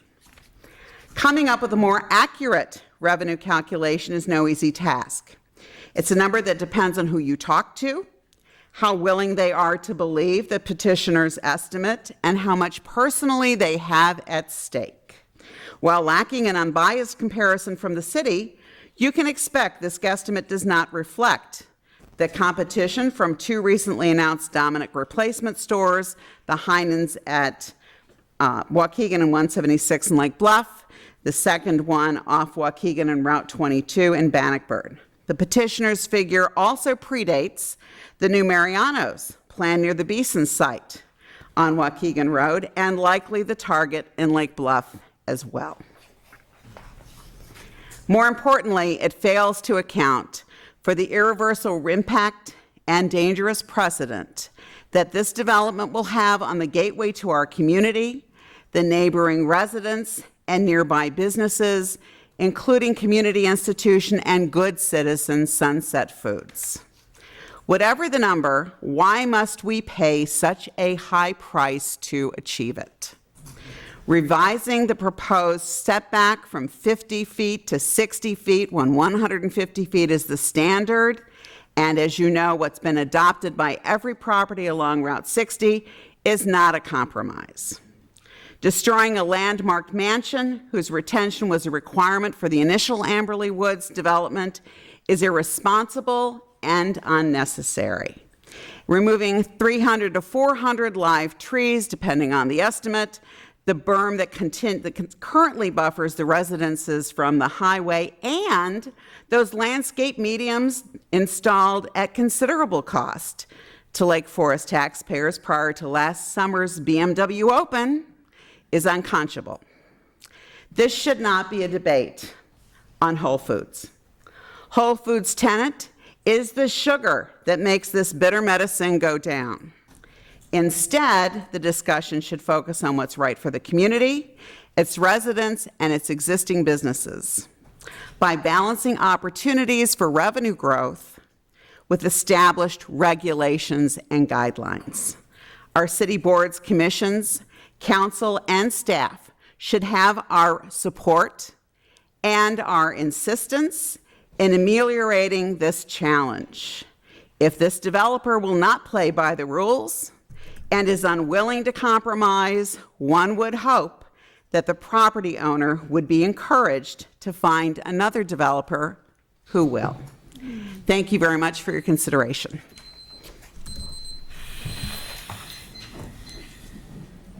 Art Miller, and then following Art will be Ron Puchinski.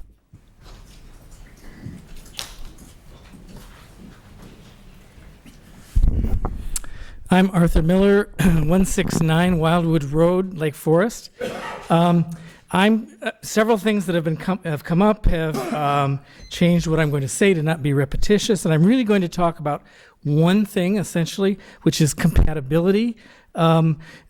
In Lake Forest's classic planning tradition history, it started this officially, formally under Edward H. Bennett, who did the Plan of Chicago in 1909, did our zoning code in 1923. He was the original person for the Planning Commission. His office created the Planning Commission on paper to be approved by the City Council, and he was the first one, a resident of Lake Forest.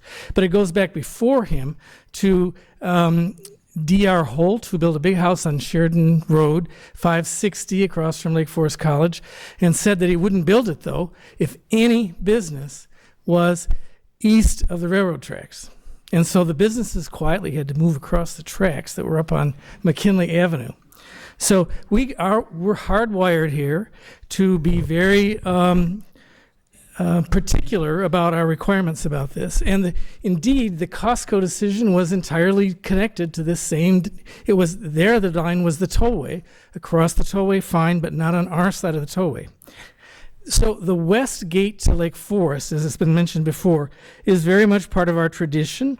It follows the classic planning principles of space and rhythm of similar kinds of buildings as you move along. No one's talked about that yet, but you have multi-story buildings at the field buildings, I'm not sure, the North Conway buildings, the Pactive building, the earlier Brunswick building, and on the other side of the street you have the Amberley Woods building, so that when you see buildings from the street from between the tollway and Waukegan Road, they all fit that multi-story pattern.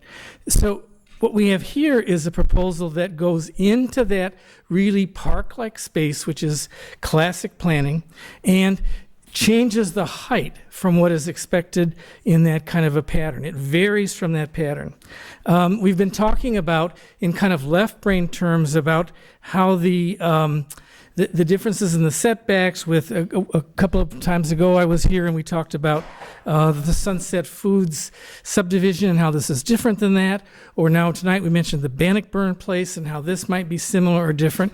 These are not comparable places. This is an issue of compatibility in our main west gate into the town from the airport and from the west and from the tollway. So those are the considerations that take place there. So if we think about that, the setback of 150 feet, and then how can we do that and still make this proposal work? The logical thing is, since all the other buildings are multi-story buildings, that this be a multi-story building, that we figure out a way to make parking and the various drive-through kinds of operations fit into one core. The developer tonight himself has introduced the idea of multiple tenants in the building, so this is not radical. This would be something that could possibly be explored and might fit in, and could even fit in with the scale and the style of that old house. The house could be the one remaining house rather than having a mother hen and baby chicks, which are going to be the little outbuildings around for the different kinds of services. So if you put it together, put it into one building of maybe 3 stories, with one of those being parking or having parking below, I'm not sure, that would be one way of trying to get a lot of these things accomplished in something that would fit compatibly with what we have along here. I would mention that it probably would also help with the drainage issue, and I'm told tonight that those ponds, by an architect, I've been told by an architect that these ponds are full today. Now, we can argue about what defines full, but I think that as we think about the sustainability characteristics of the possible tenant and his interest in the environment, knowing that already there are grave issues here, even if they are within ordinances, everybody needs to be careful to respect all the people that are involved in this complicated thing. Anyone who's in Lake Forest who's had water in their basement themselves, I think, can sympathize with my point. One possibility would be to think about a different architect, one of the ones perhaps that works in town, like Mr. Wright, who I think designed the Pactive building, who might be able to look at this with a new eye and see how you'd fit these things together and still make it work economically for everyone's benefit. My own little grandkids who live in Winnetka are being sustained daily by the Whole Foods in the Glen, so I have nothing against Whole Foods or development really, but I think that we just need to keep working. Thank you very much. Mr. Brzezinski. Following him will be Keith Krebs. Good evening. My name is Ron Pazinski, and I live at 1810 Princeton in Lake Forest. I want to thank you, Mr. Chairman, and members of the commissions for this opportunity to testify about the proposal, about this development with Whole Foods, a drive-in, a bank, and a bunch of other retail facilities in West Lake Forest. Whole Foods would definitely be a favorable addition to Lake Forest, but I'm very disappointed with the details of the development in which it would be located, particularly in view of the Whole Foods, their own core values. My wife and I own a business, and we clarified our own company's core values several years ago. So I'm quite familiar with the purpose of and reason for doing so. Whole Foods publicly states that one of their core values is we practice and advance environmental stewardship. This proposed development in which their store is to be located is definitely not consistent with that statement. Here's why. Clear cutting of 300 to 400 trees, 20 of which are defined as heritage trees by the city code, in a city that has a strict tree ordinance, in no small measure thanks to the infamous Mr. T, and is named Lake Forest for a reason, would not be, in my opinion, environmental stewardship. Removing a large berm that already exists with desirable and mature evergreens and replacing it with a much smaller berm and paved parking areas that don't meet the code requirement for landscape islands and shade trees is not environmental stewardship. Removing 300 feet of a landscape median, which we just put in last year on Route 60, on our gateway into the city, and replacing it with turn lanes and pavement is not environmental stewardship. Whole Foods is a great organization. I can support a thoughtfully developed Whole Foods store in Amberley Woods, but I urge the Plan Commission to disapprove the current proposal and instruct the developer to retain the berm and its evergreens, downsize the development to better fit the available land, mitigate the lost Route 60 median just east of the site, reduce the area of paved parking, and insist upon landscaping inch for inch in accordance with the Lake Forest City Ordinance regarding trees. I have to believe that at some level, the management of Whole Foods is not aware of the details of this development. They would recognize the conflict between their values and the developer's plans. And the members of this commission should be able to see that conflict as well, as measured against the values of Lake Forest itself. Thanks for the opportunity to testify. Thank you very much. Mr. Krebs, following him will be L.E. Scotty Wood. Good evening. My name is Keith Krebs, and I want to just limit my comments to one of the recommendations here, which is number 7, and that is the cul-de-sac versus the gate. During the last commission meeting a month ago, there was that advisory discussion and vote that followed. There was a request for a operational and a maintenance program for how the gate would be maintained and operated, and I haven't seen anything about that this evening. What we have currently is a beautiful, pretty tranquil area, if you've been out there and walked it, and I know several of you have. But what is going to happen when there's a second condo building built and 22 more courtyard homes is you're going to have 114 residences in a pretty small area. It's going to be pretty compact, and one person has even said, it's going to be fairly congested out here between the condo building and the courtyard homes. And that to me is just one of those yellow flags that says, hey, there's some potential safety issues here. When you have that kind of congestion of homes that close to a retail center with a lot of traffic. So I think to ignore, some of the common sense safety recommendations from city staff and from the police department would be kind of irresponsible, and prioritizing convenience over safety issues when safety issues can lead, ignoring common sense safety issues can lead to injury and lawsuit, doesn't seem like a wise thing to do. A cul-de-sac also, looks like a planned community. It looks like some foresight and some planning went into it. Whereas a gate, unlike any, there aren't any that I'm aware of in like this in Lake Forest now that are proposed, looks like a rather short-sighted oops, and looks controlling to visitors to our community, as opposed to if somebody did try to cut through traffic and they come into a cul-de-sac, they say, oh, that's very nice, a nice feature, for this homes in this area and for this neighborhood. And so, what kind of precedent are we setting, and what other requests for, similar gates might we see in the future for Lake Forest? So if you can't tell, I have a significant preference for a cul-de-sac over a gate. And if a gate is going to go through, I would have two requests that you consider. One is, I know that there is technology so that as these transmitters are lost or given away, that they can each have their own codes, so that code can be disabled. When a resident says, oh, I lost mine, you disable that code for safety purposes. Because one of my concerns is that they'll be given to frequent visitors, whether they're family or caregivers or a maid or a dog walker or whatever the case is.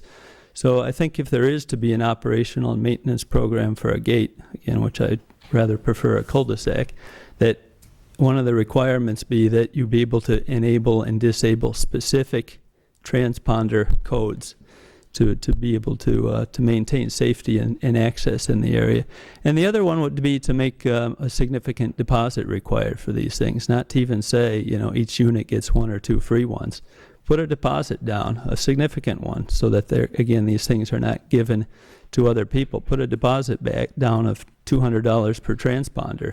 So when people lose them or give them away, there's a significant cost. You get it back when you return it, at some point, but just to discourage some of that behavior and keep the safety and the traffic down in the area, because it will be pretty densely populated by the time it's fully developed. Thank you.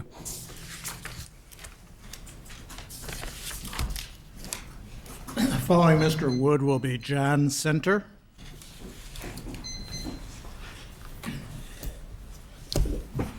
Good evening, Mr. Chairman.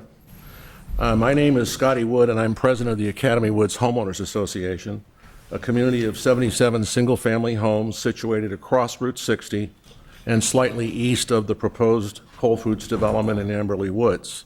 We appreciate the opportunity to provide testimony. We can support this development with conditions. They are as follows. 1, the city's comprehensive plan for the Route 60 sub-area adopted by the City Council on June 4, 2001 calls for 150-foot setbacks from Route 60. At your last meeting, you advisory voted for a 60-foot setback. We oppose this major variance from the city's comprehensive plan, which you are charged with administering. It results in the destruction of a large existing berm that has several mature evergreens situated on it, and it violates both the spirit and the letter of why building setbacks exist. No variances to the 150-foot setback have been given since the comprehensive plan was adopted by the City Council 13 years ago. And to grant this development a 60% reduction in the setback is excessive and unwarranted. Point 2, since Route 60 is now the gateway to Lake Forest, its appearance reflects on the city. In 2013, after a 13-year effort and thousands of taxpayer dollars later, the Route 60 median was professionally landscaped. This development necessitates removal of 300 feet of newly landscaped median to construct a left turn access lane. The developer should be required to mitigate the loss of new median by adding median landscaping to the east on a foot-by-foot basis using the comparable plant materials, irrigation, and soil to what's being destructed. This simply follows the same principle as the City of Lake Forest tree ordinance that requires inch-for-inch replacement of lost trees. Failure to mitigate median landscaping makes the city look like adjacent communities who embrace high-density development and big-box retail. Such a look is inconsistent with the dignity, stature, and grace that Lake Forest is known for. Point 3, the Building Review Board at its March 4th meeting opined that too much development is proposed for the land area involved. As you know, the city's review is important to make sure that a development is not too dense and does not adversely impact surrounding properties, public safety, traffic flow, parking, and maintains the natural beauty that Lake Forest is known for. In simple terms, the developer is trying to do too much with too little land, and we urge the Plan Commission to require downsizing by eliminating the proposed buildings that front Route 60, which would also restore the 150-foot setback. Point 4, we understand that the large parking area has no landscape islands in it to break up impervious massing. This violates the aesthetic goals that Lake Forest pursues with its developments. The developer should be required to install, irrigate, and maintain landscape islands in the parking lot. 400 mature trees are proposed to be cut down for this development. If the city's inch-for-inch tree ordinance applies to all residents, then it should apply to this development as well. In his book entitled Conscious Capitalism, Mr. John Mackey, co-CEO of Whole Foods Market, says, quote, "A conscious business behaves like a responsible citizen in its communities," end quote. He notes that, quote, "Conscious businesses think caringly, creatively, and strategically about the environment," end quote. He goes on to say, quote, "Businesses must take full responsibility for their environmental impacts," end quote. As proposed, this development violates Mr. Mackey's legitimate principles and should be disapproved.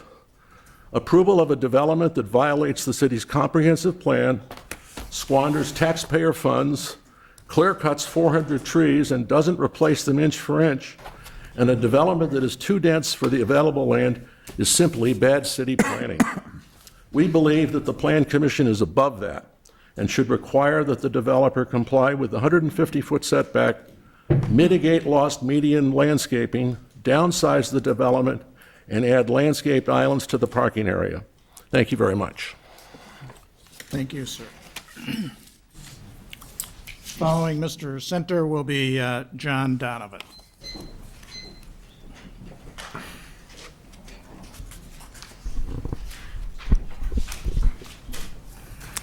Good evening. I'm John Centel, President of Lake Forest Open Lands Association. Thank you to the Commission for the opportunity to speak tonight. The Board of Lake Forest Open Lands has asked me to offer our additional perspective regarding the revised development plan for Amberley Woods being proposed this evening. It's important to begin by stating that the Board of Open Lands fully supports Whole Foods as a potential business in our community. And while our mission remains focused on protecting Lake Forest open spaces and historic vistas, our organization is not, and never has been, anti-development. In fact, our organization has driven some of the most successful public-private conservation development projects in our community, including Middle Fork Farm, Melody Farm, and Everett Farm.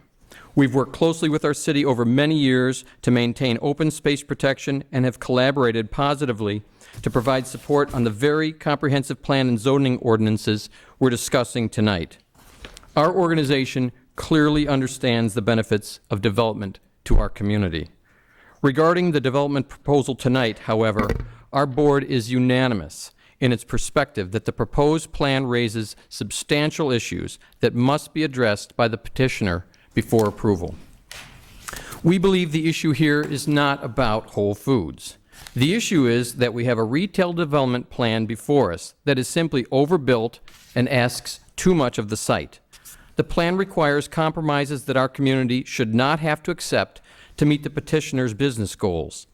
Accepting the plan as presented risks setting a negative precedent for our city, a precedent that threatens the ability of future members of this commission and city council to protect and maintain the beauty and character of Lake Forest. As such, we respectfully request that the Plan Commission ask this developer to bring a retail development plan forward that more appropriately adheres to the zoning codes and comprehensive plan so carefully developed by this community. Our Plan Commission is the gatekeeper to ensure that development plans are compatible with their proposed sites and that they enhance our community and that they protect the values defined in our codes and ordinances. We've heard before from past petitioners that it can't be done, but when this commission holds the line and provides guidance, they find a way to get it done.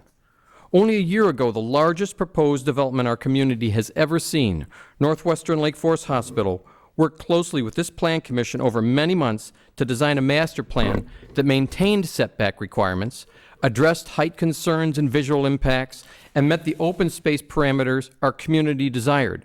We heard at first that this couldn't be done, But this commission held the line, and today we have a spectacular hospital plan designed to work seamlessly within the site and within its environs, a plan that our entire community can embrace.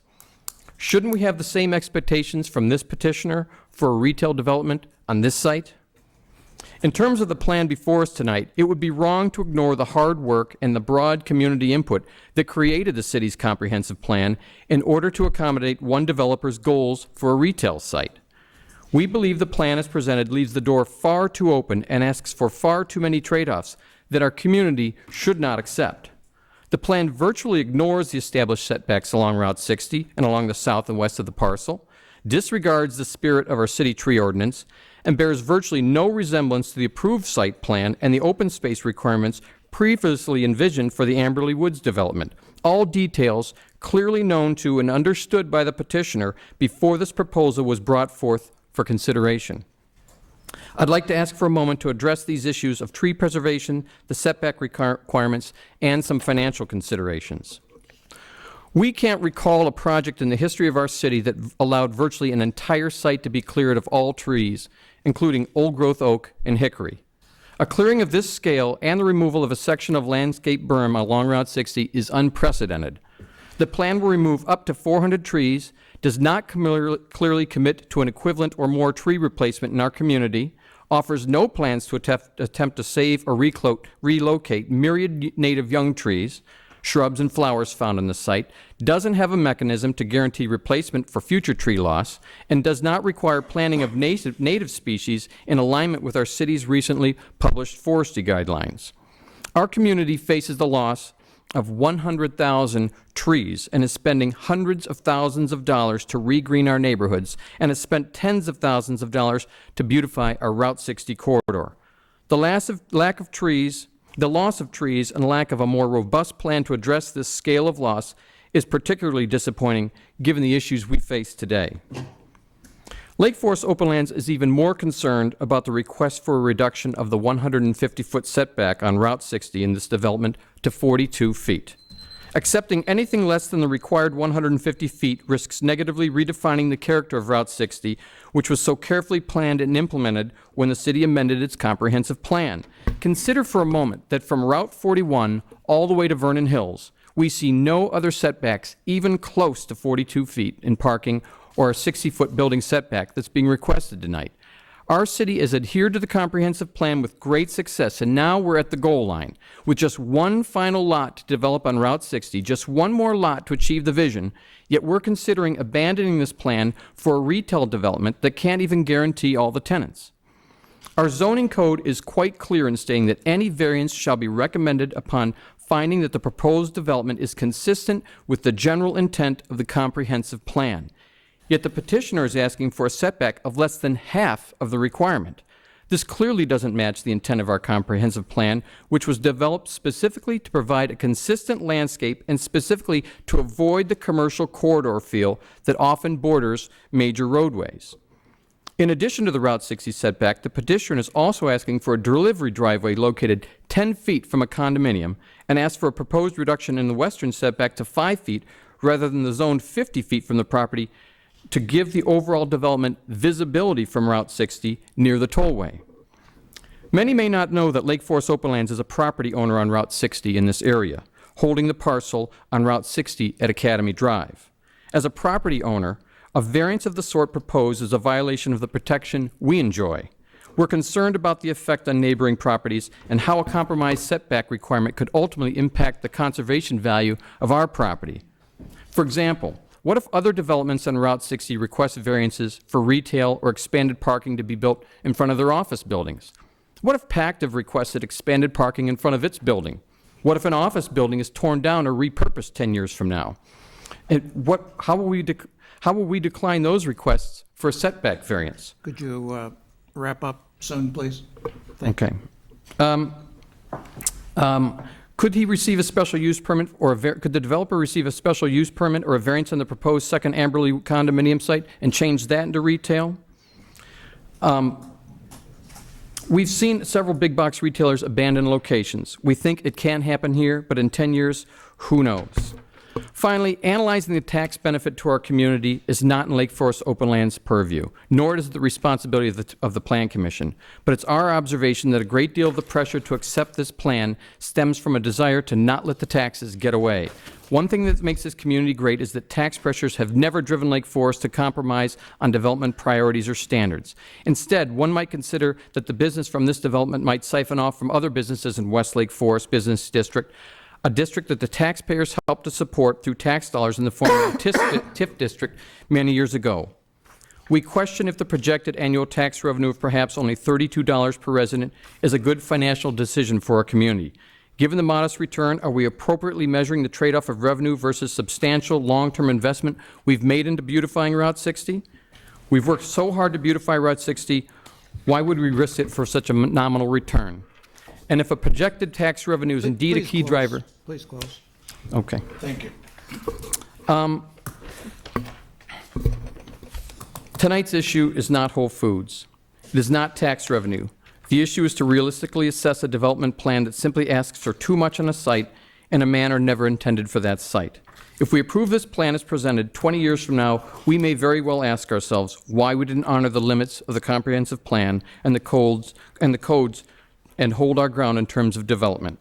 We believe the plan before you leaves our city exposed to future compromises and that we should not have to make.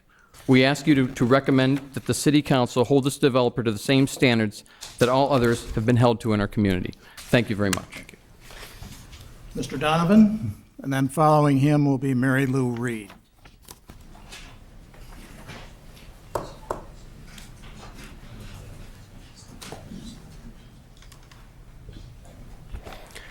My name is John Donovan. I'm president of Stonebridge at Conway Farms. As its president, along with our board, being volunteers, doing our level best to do what's right for our community, we appreciate you people doing the same. It's apparent that the stormwater issues presented by the whole food proposal are complex and important. As such, they deserve critical analysis by the Plan Commission. Hopefully, this memo will help simplify that for the Commission. There are some facts in dispute between the petitioner and Stonebridge. However, it is one fact on which the petitioner and Stonebridge are in complete agreement. That is, the present Amberley Woods stormwater management system, the future system, and the present system is modified by the Whole Foods proposal, are completely dependent upon the Stonebridge water management system for compliance with both detention and runoff requirements for the City of Lake Forest and Lake County watershed ordinances. The stormwater easement from Stonebridge to the developer is an easement that was executed on February 15th of 2006 and recorded on March 7th, 2006 with Lake County. However, the deed to that very same property was deeded by the developer to the HOA, to the Stonebridge HOA, on January 11th, 2006. That's a month earlier than he deeded this to Stonebridge. That deed was recorded on March 6, 2006. With Lake County, which is one day later than the deed for the property was. Stonebridge never executed an easement over these lots to the benefit of Amberley Woods. The officers and directors of Stonebridge did not become aware of this discrepancy in the chain of title subject to the subject lots until they became investigating the record relating to compliance or lack thereof with respect to Lake County Watershed Development Ordinance. We described this property, these problems at the public hearing on May of 2014.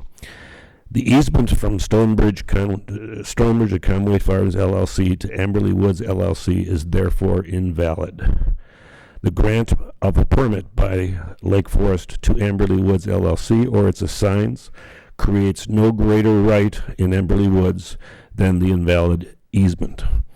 The Amberley Woods stormwater management system is therefore not in compliance with the applicable ordinances, which one supposes are legal right from the system submitted for permit. Stonebridge is in the process of retaining counsel with the view towards serving cease and desist notices on necessary parties and to enjoin any further proceedings that rely on this invalid easement. The Bleck letter of May 12 does not address this issue. While subordinate to the primary fact described in the previous section, we believe that the Plan Commission should be aware of the following matters in dispute, principally because Bleck report characterizes some Stonebridge assertions as being factually incorrect. However, the Bleck memo laces its own comments with indefinite phrases such as "we understand" and fails to offer specifics of conclusionary statement such as Amberley Woods complies with all WDO quality water and runoff volume provisions, and ignores the ordinance requirement for treatment of hydrocarbons for the parking lot. More specifically, the numbers following relate to the numbers of the Bleck memo. So number one in their memo is Bleck states the Amberley Woods stormwater management system eliminated the overtopping of water on Conway Farms Road. Not true. The small pond nearest the intersection of Conway Farms Road and Route 60 was originally part of the development of Conway Farms. That pond originally had no outlet for its stormwater. The pond consequently overtopped the road. Anyway, I can go on with these kind of things, but the point is, we believe that there is no valid easement for Amberley to use our ponds as part of their water retention Mr. system. Donovan, we have your statement Right. in full, and frankly, from speaking for myself, this is a matter of dispute that I think is going to have to be resolved soon. And so if it doesn't get resolved fairly soon, it's going to go to litigation as we understand it. Right. So please know we've gotten your statement in its entirety. We will pay particularly close attention Okay. to your testimony and what you have written. So be aware that this is not something we tried to hide. This only came to light because we were suspicious of some of the wetland treatments that were there. So had they been compliant in the early part of the negotiation, this probably never would have been discovered or come up. Thank you so much. We also are somewhat irritated about various requests we made for the basis of this, which was never revealed to us. People just kept on saying, we don't know. So we did a lot of digging to find this. Thank you for your testimony. Mary Lou Reed, I have no further registrant slips after Ms. Reed. If anybody wishes to testify, please know that this is your last call. Good evening. My name is Mary Lou Reed. I live at 1715 Broadland Lane in Conway Farms. Many of the comments that I wanted to make have already been adequately addressed by a lot of the previous speakers.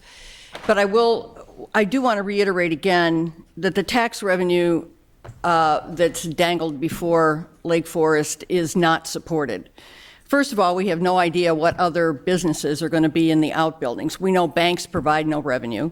We know that grocery stores provide no revenue for qualified foods and drugs to the city coffers.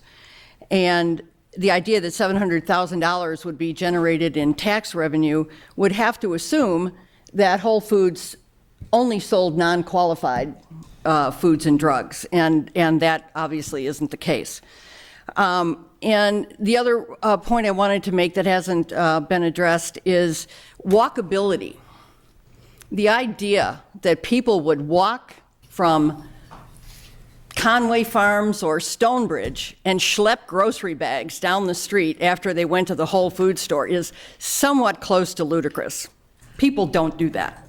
So the idea of having a neighborhood grocery store walkability is not feasible.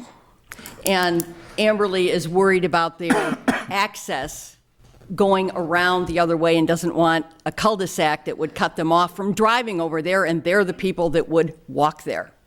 But people in Conway Farms are certainly not going to walk to the grocery store and schlep grocery bags home. The 150-foot setback has been addressed quite adequately, but restoration of the canopy, I think the example of restoration of a canopy is clearly shown by the Opus parking lot. It's been at least 10 years. They planted twigs, and they still look like twigs.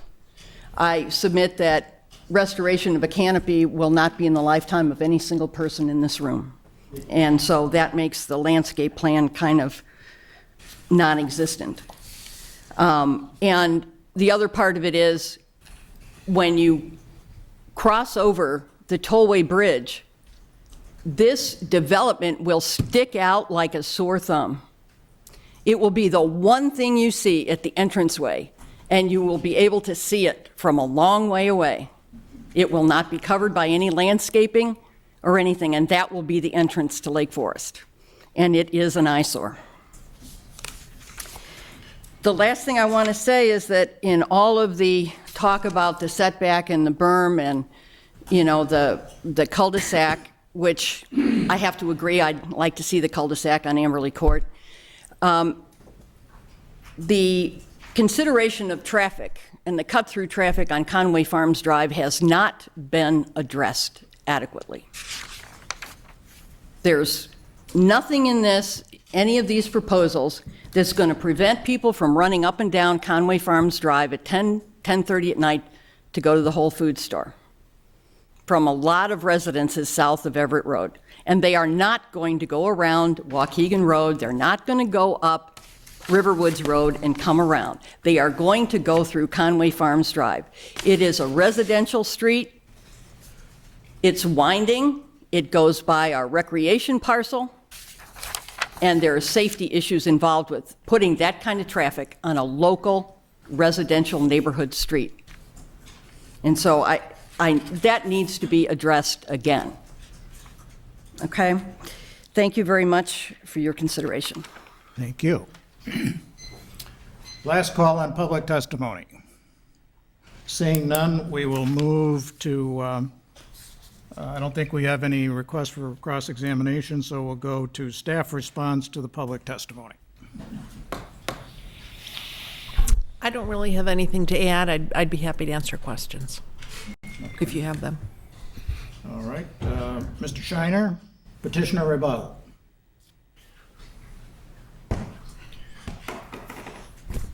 Actually, I opened this up out of habit. I don't have any notes here or anything like that to actually talk about, but I feel comfortable with having something in front of me to hold on to. You've got 10 minutes. I have 10 minutes? Awesome. Anyway, I want to thank everyone for their comments. I guess most of them were opposed. A few of them, I can't remember anything that was positive tonight, but I do really appreciate the passion and the care that everyone here has. I'd like to talk about, first, I guess I'm going to talk about the 150-foot setback because obviously that is the issue that was probably brought up in 80% of the time.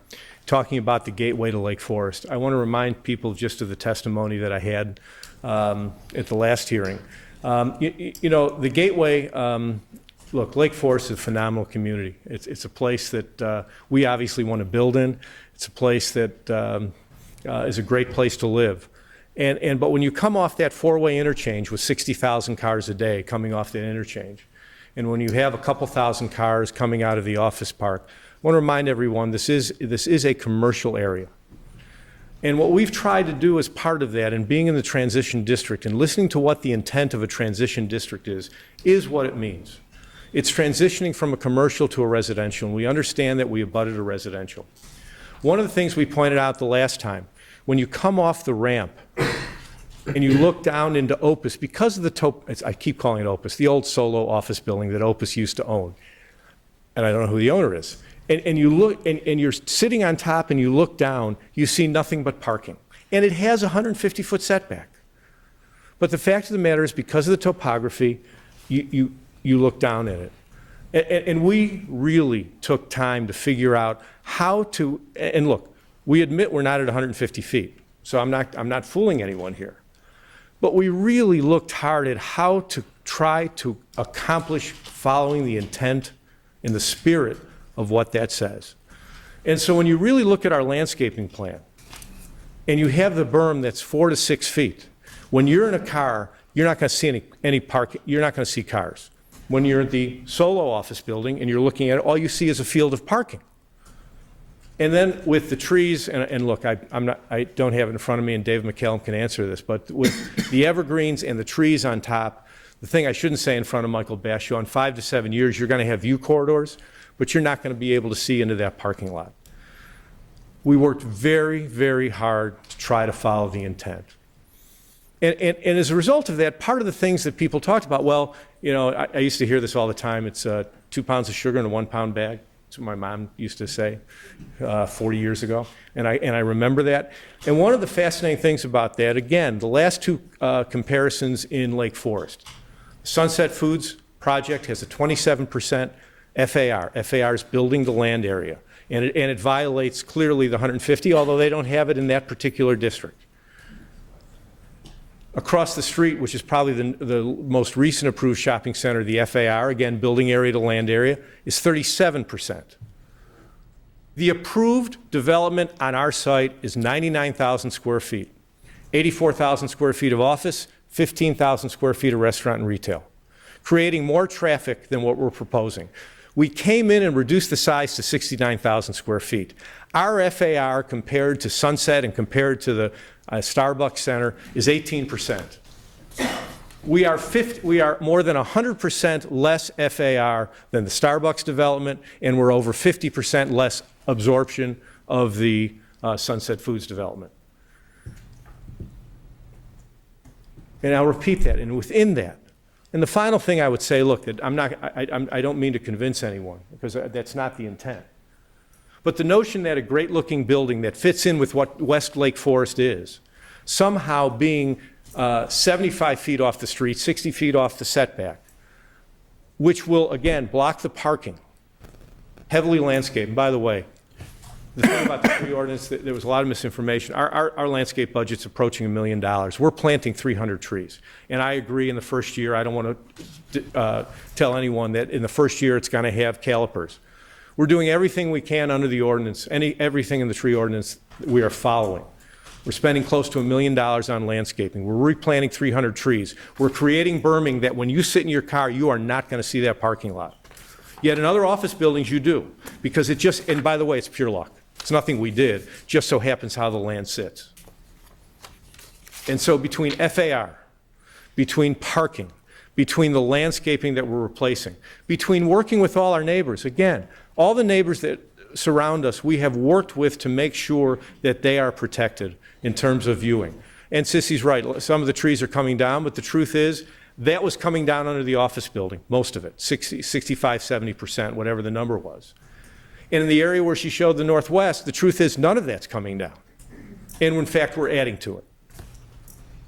Because we looked at every view corridor of every resident within the neighborhood, and we worked with every surrounding neighbor to make sure that we planted and replanted it. We're meeting next Wednesday again with the board of the condo building to talk about a reforestation plan on their site. We've looked at every issue that's been raised, from traffic to detention. I'm going to have Mike Black talk about detention, but I'm going to just talk about common law detention. Just imagine the precedent. Everyone's talking about precedent tonight. Imagine the precedent if I came in and I told you guys, by the way, guys, I want to redevelop this. And let's say I got rid of all the outbuildings and everyone would stand up and cheer and we just have Whole Foods.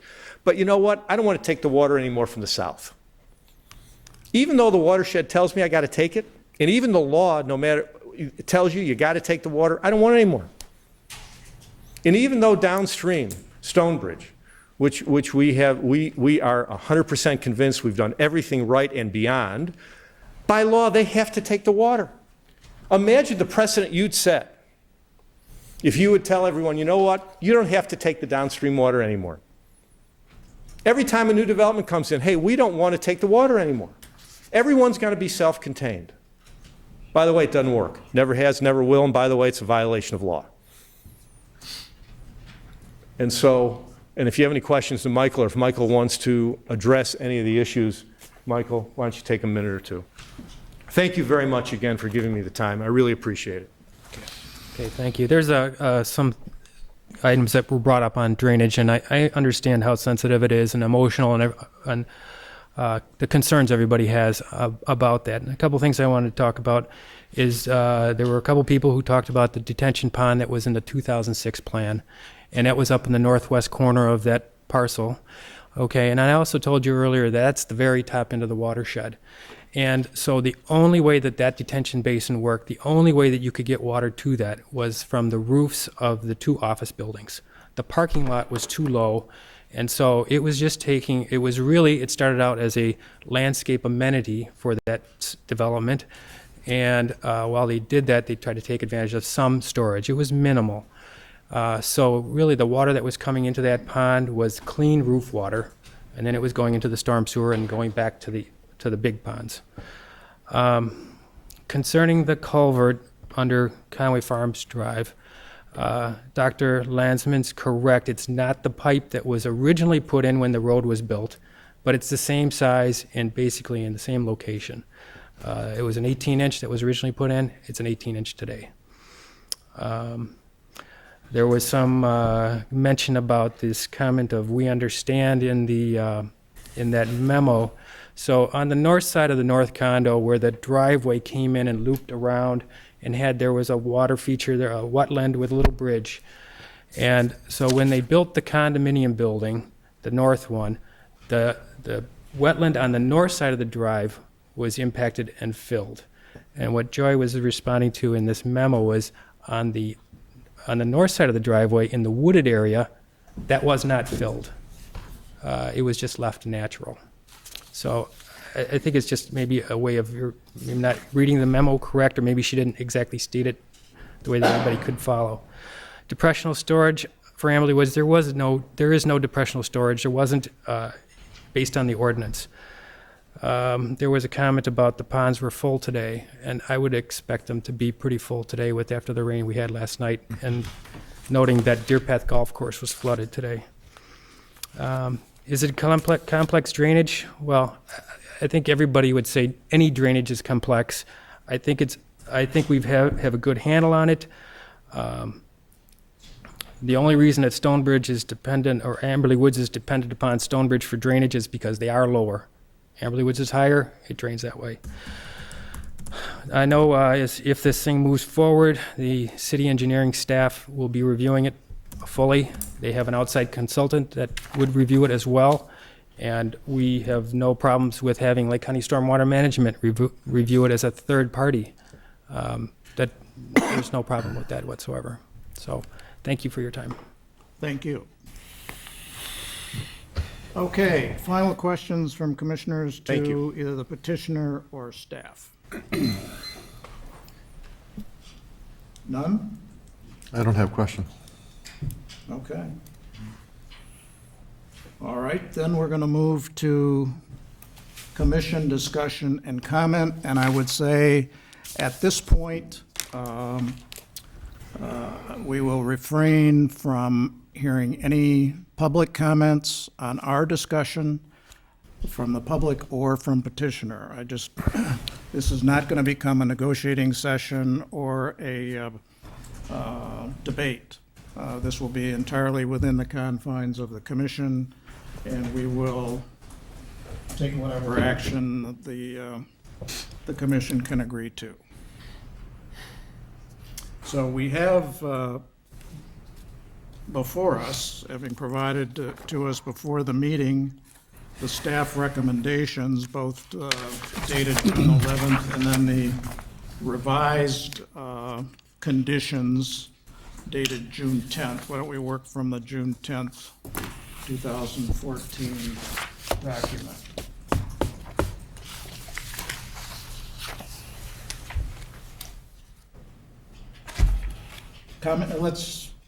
Any discussion? Silence? Augie's ready. Okay, go ahead. Well, I think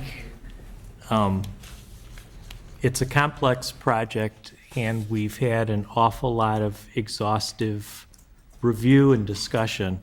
I think in the 3 meetings, we've had over 70 people testify, or 70 different appearances. And I don't know that there's a lot to be gained by talking more about it. It seems to be exhaustive. There's been hours of deliberation with the staff, hours of time spent on our part, and I think it's probably time to move forward with a motion to take it from a recommending body to a deciding body. And so the question in my mind is, what do we use as a basis for a motion?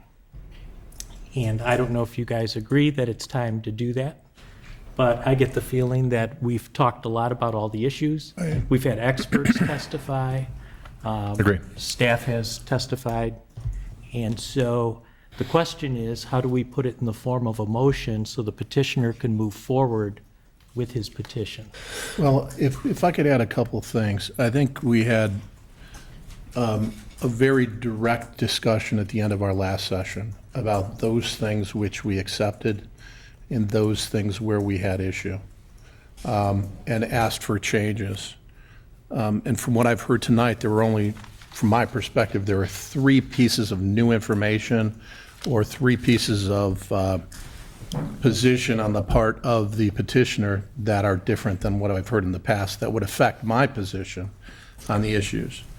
One is the petitioner's position on the anchor tenancy and the subdivision, that he would agree to go ahead and allow or agree to a resubmittal of permits if it were subdivided. However, the uses, as Commissioner Kuchman pointed out earlier, need some real clarification. The second point from my perspective is I don't feel comfortable agreeing to a $150,000 limit on the intersection. I'm not knowledgeable enough to agree to something like that and recommend that going forward. And the third element that was new from my perspective, again, was the safety situation with regard to the cul-de-sac of Amberley Court. I had understood that we had agreed that a gate would be authorized from our last conversation. Yet, from what we've heard now from Kathy's testimony, that there's some fire issues and police issues that may have been raised since that point. And so from my perspective, I am more open to a cul-de-sac scenario than I was prior to this.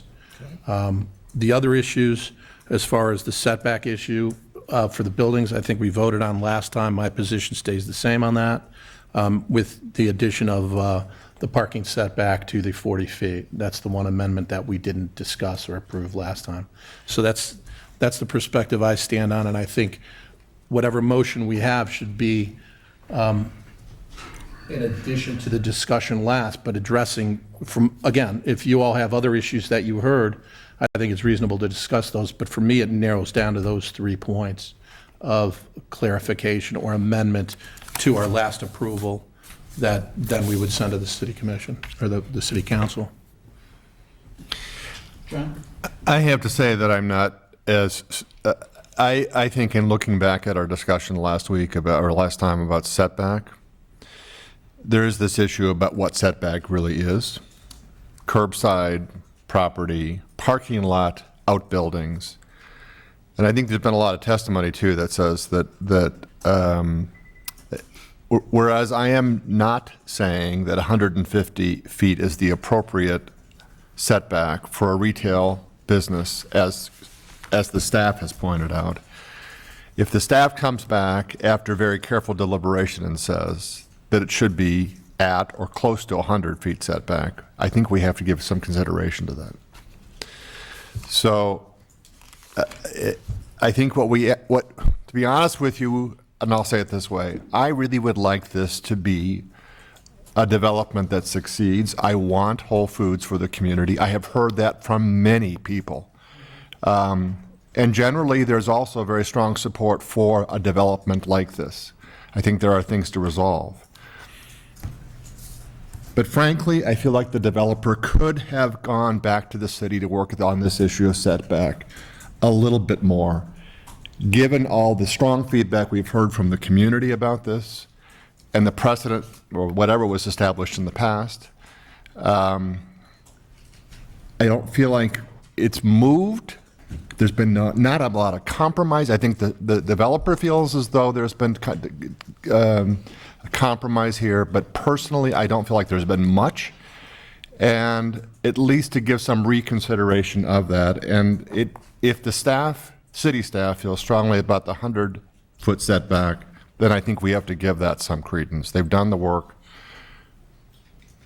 So I feel differently about it tonight, especially with the feedback we've heard, than I did last time. So that issue, I think, has to be, either reconsidered or we take a stronger position around that as part of our motion going forward to City Council. There's several other issues, I think, here that we know have to be worked. I'm still confused about the drainage. It feels like some people are saying that there's a problem, others are saying that there isn't. Even the city engineer feels as though that there isn't a significant problem here. So I don't know what that is all about. I mean, I understand some of the points of view that the subdivision feels about this, but is that entirely the fault of the developer? I don't believe so. The other issue that I feel pretty strongly about, and that is the developer shouldn't take the burden of the mess that we have in terms of the traffic situation at Route 60 and Field and Saunders Road. That, for somebody who works at that intersection, literally at that intersection, I don't have, my reaction is that one retail development is not going to, it may make it slightly worse, but it really won't make it materially worse than it is. It is actually a bigger issue that we have to deal with in the city and with the state. So to put that as a reason for not going forward with this, I don't feel is a rationale that makes any sense at all. So there are many aspects of this that I want to support. I am personally stuck right now on the reconsideration of the setback. Well, I mirror most of the comments on the board, on the commission, I should say. And I think Commissioner Carris mentioned 3 items. I think the petitioner had objection to the staff recommendations in 4 areas, and I would propose to talk about each 4 areas beginning with the last, which is item number 11 in the setback, right, because that was dominating tonight's discussion. The setback, to me, is extremely well-intentioned, and it serves a very important function within the context of having another office or apartment structure on the site. We are contemplating rezoning the site for a retail development. As soon as that happens, should it happen, the setback issue, frankly, goes away.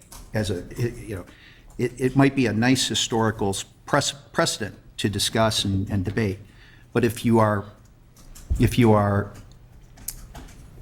tasked with the process of trying to come up with a well-designed shopping center, 150 feet doesn't work. 150 feet would work if you want a freestanding Whole Foods. We're being told, and we have to take it at face value, that there is no possibility to have a freestanding Whole Foods here.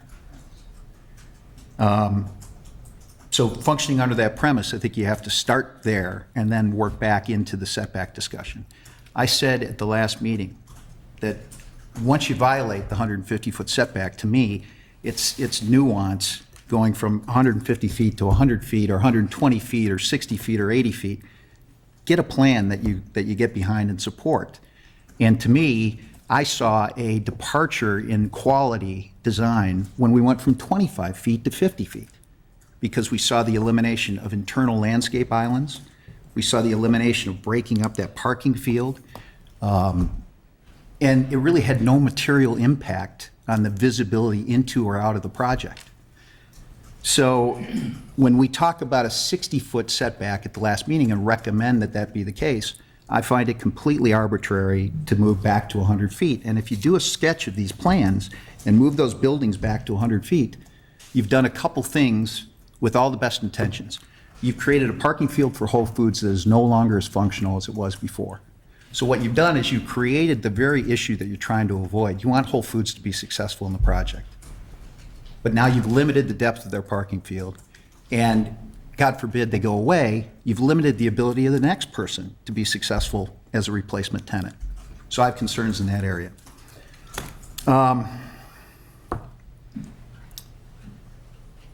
We can move to item number 7, which was the cul-de-sac discussion. And frankly, I don't know that we have to decide today whether it's a cul-de-sac or a gate-terminated road. What we can recommend is that one of those two elements will exist, and it's subject to future discussion at the point at which that particular road has to be created. So I don't think that should prevent us from moving forward. There was an objection with respect to an unlimited cap on the petitioner's cost to redevelop the intersection and the roadway improvements. And frankly, I'm ill-equipped to suggest whether 150,000 feet makes any more sense than $1 million.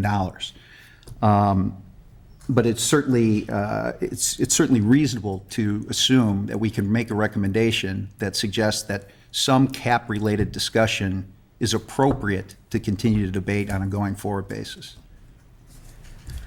And finally, the use restrictions. I talked about this earlier in the evening. I would like to see language compelling Whole Foods to open up as a fully stocked and operational typical Whole Foods for the first day. At that point in time, everybody here is satisfied that this is not a bait and switch operation. Whole Foods will in fact be the tenant that we all want to see there. And I think that it is not terribly difficult, and we do it all over metropolitan Chicago.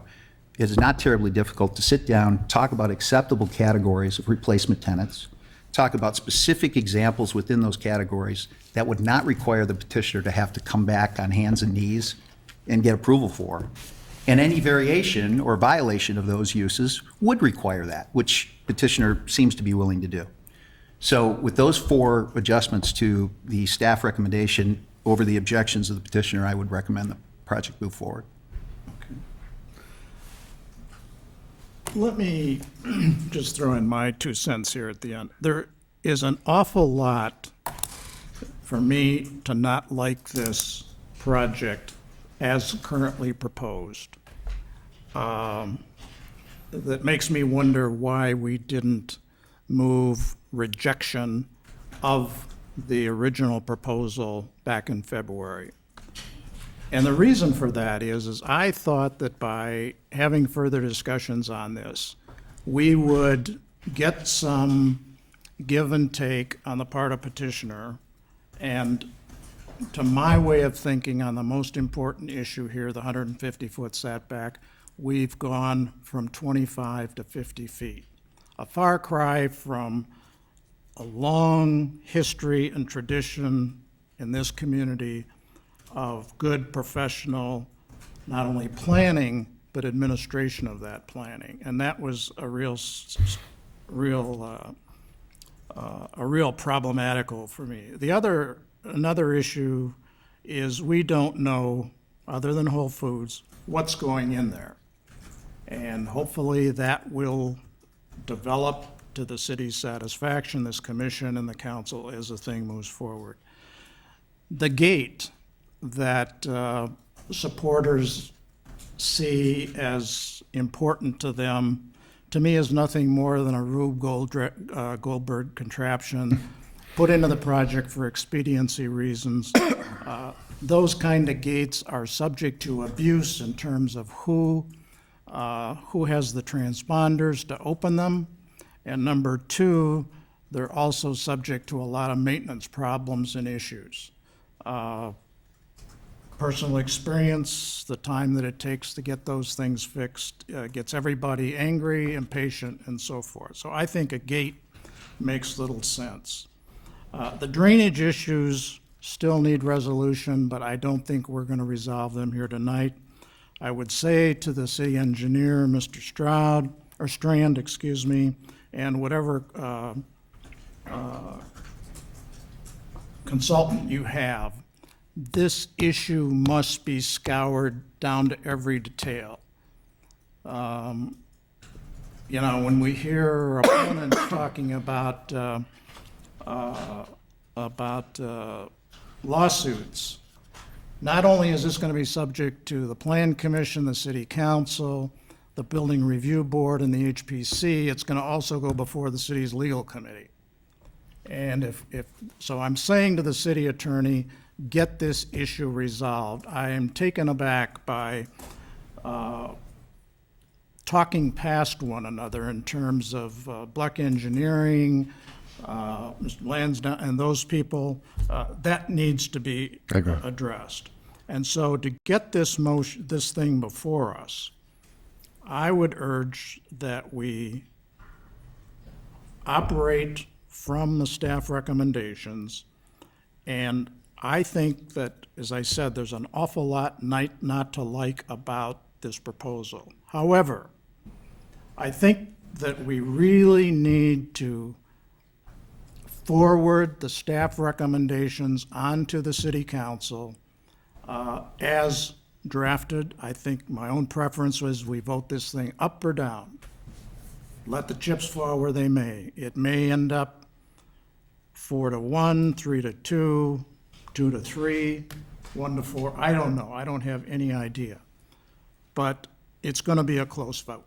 And so I think we should work from the staff recommendations, as is customary, and address the issues that each person here has recommended. But I think that I would much prefer the 150 foot. But the 100 foot will accomplish one thing, in my opinion, and that is petitioner is going to have to respond to that 150 foot. I think there's no other way to get further consideration of the Whole Foods outlot number 1, number 2, number 3, and number 4. I don't think a 100-foot setback will support 4 outlet buildings, which is something that I've been saying since the first meeting we had on this back in November. But frankly, in my view, there's been little, if no, response to that setback requirement, as if the 150-foot requirement did not exist. So let's see where the votes are, and rather than getting tied up in parliamentary knots, I would suggest that on the issues that have been raised, we go through them one by one. We get an informal nodding of the heads or whatever as to where people stand. That's the way the staff recommendation will be resolved going forward, unless the commission wants to take an up or down vote on the staff recommendations as formatted. No. No what? I don't want to vote on Take the staff recommendations as formatted, right. Without objection, let's go right to the revised recommendations to be forwarded. Okay, on the grocery store issue, since that was brought up, I object to the petitioner's language. It's too vague, simply too vague. But does it have to say grocery store? As was suggested, I think you could modify that first recommendation to give us some flexibility to have the conversation that Commissioner Kuchman suggested, that it's grocery stores, and that if we can come to some agreement, we add other specific examples. I like Jeff's recommendation there. I think that would and help. You can just simply, after grocery store, we can insert other examples, and we will have that discussion and present that with the examples to the city council if you forward this. Agreed. Any objection? No. All right, so ordered. We will go with that revision to number 1. No, it's number 2. I'm sorry, Number 2. it's number 2. Nothing, nobody brought up anything on number 1. Well, you know what we should do is we should talk about the recommendation that Whole Foods actually open and operate as a typical Whole On day Foods one- on on day day one. one. Yep. So it should be anchored by not a grocery store, should be anchored by a Whole Foods in a Agreed. typical configuration, in accordance with existing Whole Foods operations in the area. Great. So we would substitute Whole Foods for grocery store. I think starting with the word "or another grocery store offering products and services of similar quality as determined by the city." I disagree. We have a signed lease with Whole Foods. We're here because of Whole Foods. Open as a Whole Foods. Right. Agreed. If I heard the discussion correctly, that there would be an amendment to recommendation number 1, the development should be anchored by a Whole Foods grocery store of a typical configuration, and I don't know Of a exact configure- language. oh, I'm sorry, of a type and quality consistent with other Whole Foods operations in the metropolitan Chicago area. And I note the specific language will be modified by the city engineer, so to capture the thought is that the initial store that opens would be a Whole Foods of a typical configuration found in the Chicagoland area, or something to that effect. Yeah, Does of a that type capture your? Yep. Of a type and quality, I think that's good. Okay. fully stocked, Seriously, I'm serious about that. And then recommendation 2 would be the additional language of, But that would go into paragraph number 2. I think. right. Flexibility. Exactly. We had- Okay. We had unanimous consent on that. Agree. Okay. Next item, can we go on to Number 6. number 6? What was the suggestion on that? Well, the issue is we don't know if $150,000 is the right amount. Right. Kathy, you had said something in one of your points, maybe I got the wrong point, but there was some reference to consistent with what the city has done in similar situations in prior times, or something like that. Improvement projects, the city often, sometimes we get grants, sometimes the project may be IDOT funded or other participants, but the city often has adjacent parties be partners to a particular project, and that happened at this very intersection. You heard a comment that the Amberley Woods Development as a whole made a pavement previously, as did the landmark office buildings to the west, as did Conway Office Park. So I would caution you about putting a limit on this. We don't know what the project might be, but if you link it to whatever that project may be, that this development will pay its proportionate share as others will. However, what is, I think what Commissioner Anderson was trying to ask is what exposure exists for the other existing landlords? If somebody would capriciously walk in tomorrow morning and say, we want to change this intersection, we want to amend the following things, IDOT does it, we do it, all of them are just on the hook, for whatever we want? I can't imagine that's the case. The last time that intersection was improved, all parties contributed significant amounts. How so? On a voluntary basis, after deliberation and acceptance of a proposal, or because you said, you owe me this? Well, usually what's done is they use a traffic trip generation methodology that the Institute of Traffic Engineers has devised that is an industry standard in terms of apportioning who ought to pay what. And that may be the case. I'm just asking, right now, how did that happen? It doesn't matter what is typical. What are they on the hook for? It certainly was a negotiation of what those improvements would be and how they would be done. So we can certainly work with the city attorney to modify this language. And it has to be, we use the word proportionate, which I think is very important to put in here. Because although we may not be able to provide the right, what the petitioner would like is a cap. I don't think we can do that at this point, but we need to be sure it's fair. So. And that was the reason to put the word proportionate in there rather than just to say. But it's still too open-ended. I mean, if Yeah. If we were the owner of the office building across the street, there's no way I'd go to bed at night, put my head on the pillow and think, tomorrow morning I wake up and owe somebody a couple $1,000,000. And they won't be required, well, sorry. Right? I mean. No, am I and no wrong? doubt. And is there a time frame limit to this as well? But usually, these sorts of things have to go through either a special assessment process, whatever, in which there's public hearings. The matter is considered, and frankly, is subject to, the proportionality is a factor that has to pass legal muster, or else you're going to have contesting of the, whatever is proposed, and it'll frankly, injunctive relief is often sought and obtained if it's not proportional. I've been involved in them. I know. With your direction to make sure this is fair and equitable, we can certainly take this language and work it through with the city attorney. And maybe it has to do if there are improvements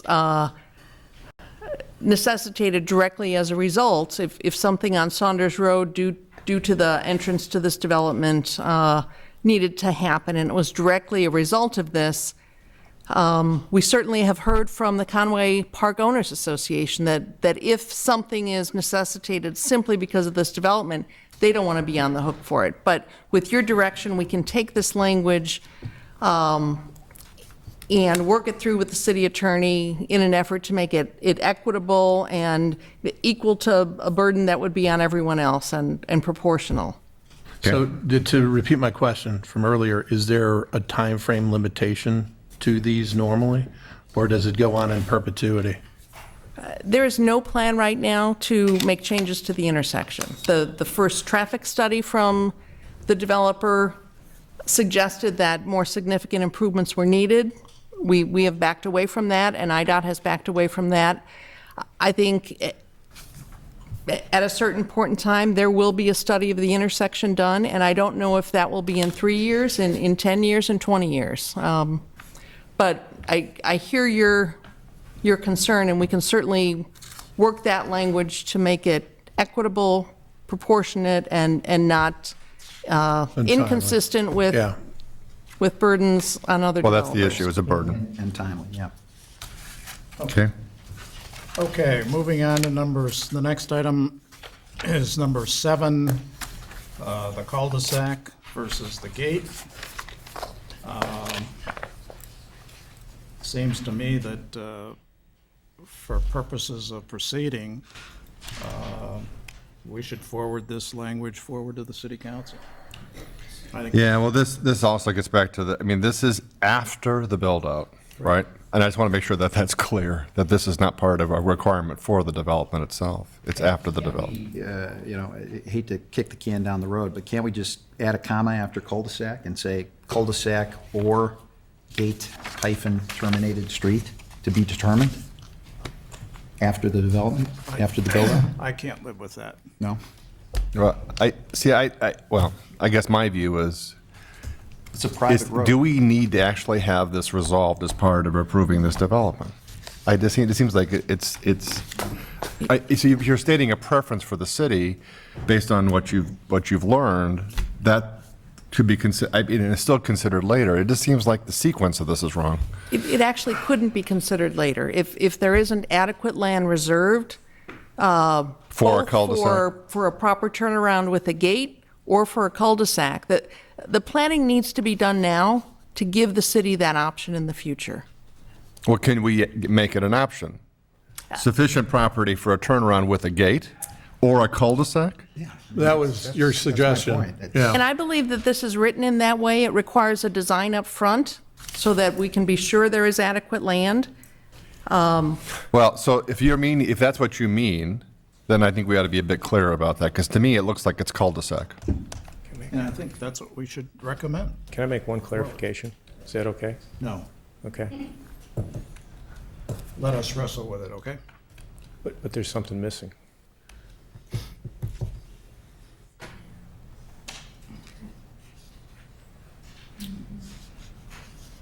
Who thinks we should forward it as the staff has written it that's before us? I want to find out what the staff has written. I don't think that's clear. Mike. Okay. In about the middle of the first paragraph, it says, obligate the developer to construct the cul-de-sac at a time directed by the city. However, release the developer from that obligation if construction has not been directed by the city within 1 year after full build-out of Amberley Woods. So it does set a time frame. So there's the time It does frame. require the city to make a decision, but at least it doesn't preclude the option at the front end. Well, see, that's my issue. It's not saying an option. My view is that it ought to say adequate land to build a cul-de-sac or a gated turnaround, something or other, whatever you call that. And right now, it's simply saying that's our recommendation is cul-de-sac only. So if it's the adequate land to provide that, and then the developer is released from that after a period of time, I think that makes sense. But maybe that's not what It you're is the saying. staff recommendation. I have to support the staff position that it should be a cul-de-sac, but we did try to write this to recognize that if the decision is not to proceed with the cul-de-sac, but that certainly is up to the Plan Commission.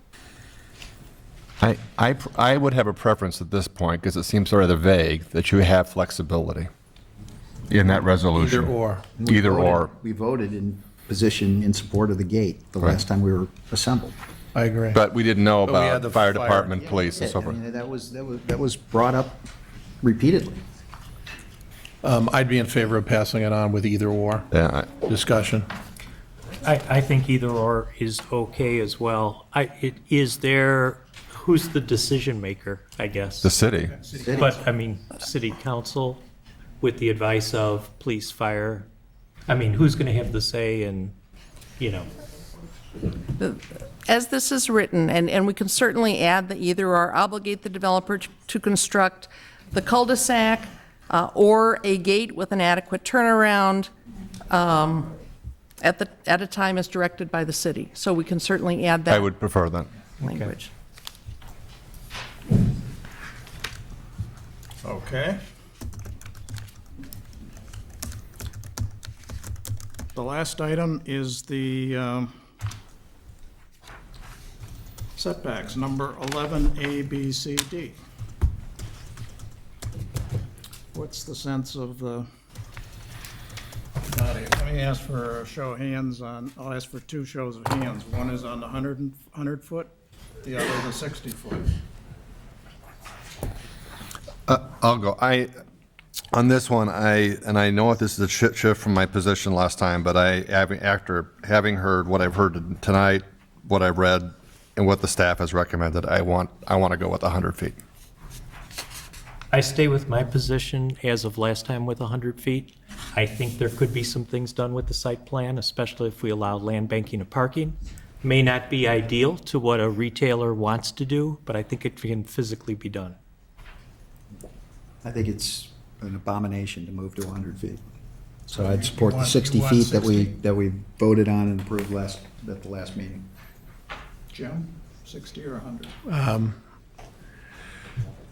I think the 150 feet was designed for office buildings that are more than 2 stories tall.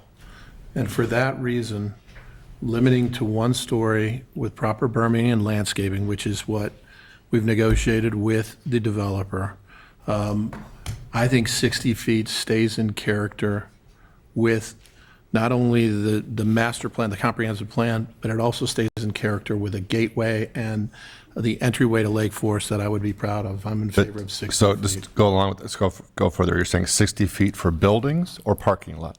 60 feet for buildings and 42 feet for the parking lot, which is as proposed. Well, the chair will weigh in with staying with the 100 foot, as is in the staff report. I much prefer the 150, but I think the 100 will achieve the results that I wish to see, and that is some, if the city council agrees with that, then that's going to force a reconfiguration of the site, which I think should have been done 2 months ago. So unless I see objection, it'll be 3-2, 100 versus 60, based on changing of the vote from last time. Again, my view is that staff has done a lot of work on this, so. Okay. Any other issues that people want to raise? What about parking? Do we leave it at 75 as written? Because that'll have an impact as well. Which number is that? So it's 100 feet for buildings, 75 for parking. okay. And it's as written. So, It's written, yeah, just right. leave it as is. Okay. Which would be, I mean, it makes concessions, some big concessions of 50 to 5 foot for buildings on the western boundary.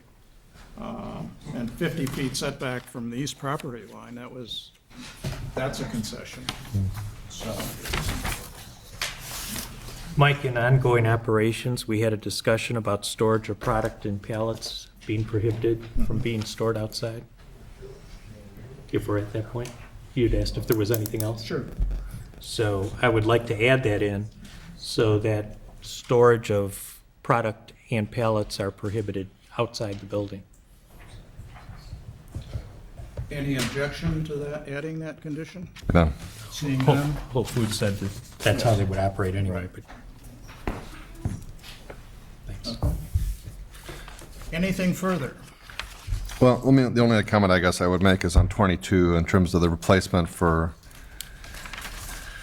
inch replacement on terms of planting. To me, it feels like we are committing to that. I just want to reinforce that. It's not like we're there is replanting, and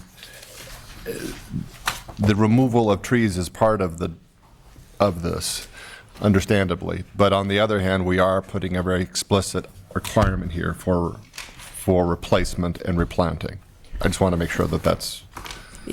It could be replacement, it could be payment in lieu of, that could be used. I think there was a suggestion to augment or extend the median. And these would be for the trees that are removed over and above. There was a previous payment in lieu of planting on the site made, not for the entire area shown as yellow in the plan, but for a portion of that area. That has already been paid, and those trees have been addressed. So yes, this would be inch for inch replacement on site. As this is written, it would also allow some replacement on neighboring properties that could count toward that inch for inch replacement. I think I just want to reinforce the importance of that provision. It's not changing it, but it's just, I think there's some misunderstanding about it. The other thing I guess I was going to comment on, there is in here no reference to the fact that the mansion will be torn down. And that is something that, based on the current code process, would need to go before the Historic Preservation Commission. But at this point in the process, your recommendation, whatever it is, up or down, would go to the City Council. We would look to the City Council for direction on next steps, whether they want us to begin preparing the legal documents, and they would likely direct this to other appropriate boards and commissions. Okay, my only point is, do we need to say that as part of this? It's already Or part is of it the obvious? process. I don't think. Okay, I just want to be sure that that's. Yeah. That's a good point. Because we heard testimony on that tonight. Right. Exactly. That it needs to go to BRB, and I think that it's part of the city process, then it will have to occur unless the City Council would vote to reject the. And Mike, how do we then also accommodate this issue of the drainage, water? I mean, Kathy, you respond to that. As part of any process, the engineering plans, what's been reviewed right now are preliminary engineering plans. I'm certain that the city engineer and the engineering superintendent heard the Plan Commission chair's direction to really look at essentially every drop of water. So I think with the conditions you have in here, that type of review will occur. It would have occurred anyway. We do have the extra condition in here that will assure that any questions about legal easements or rights to put water into the ponds will be addressed as well.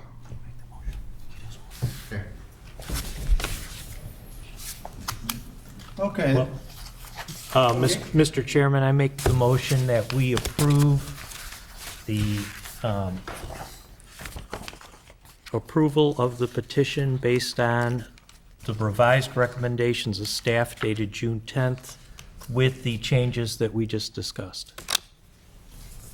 Is there a second? Second. Discussion on the motion.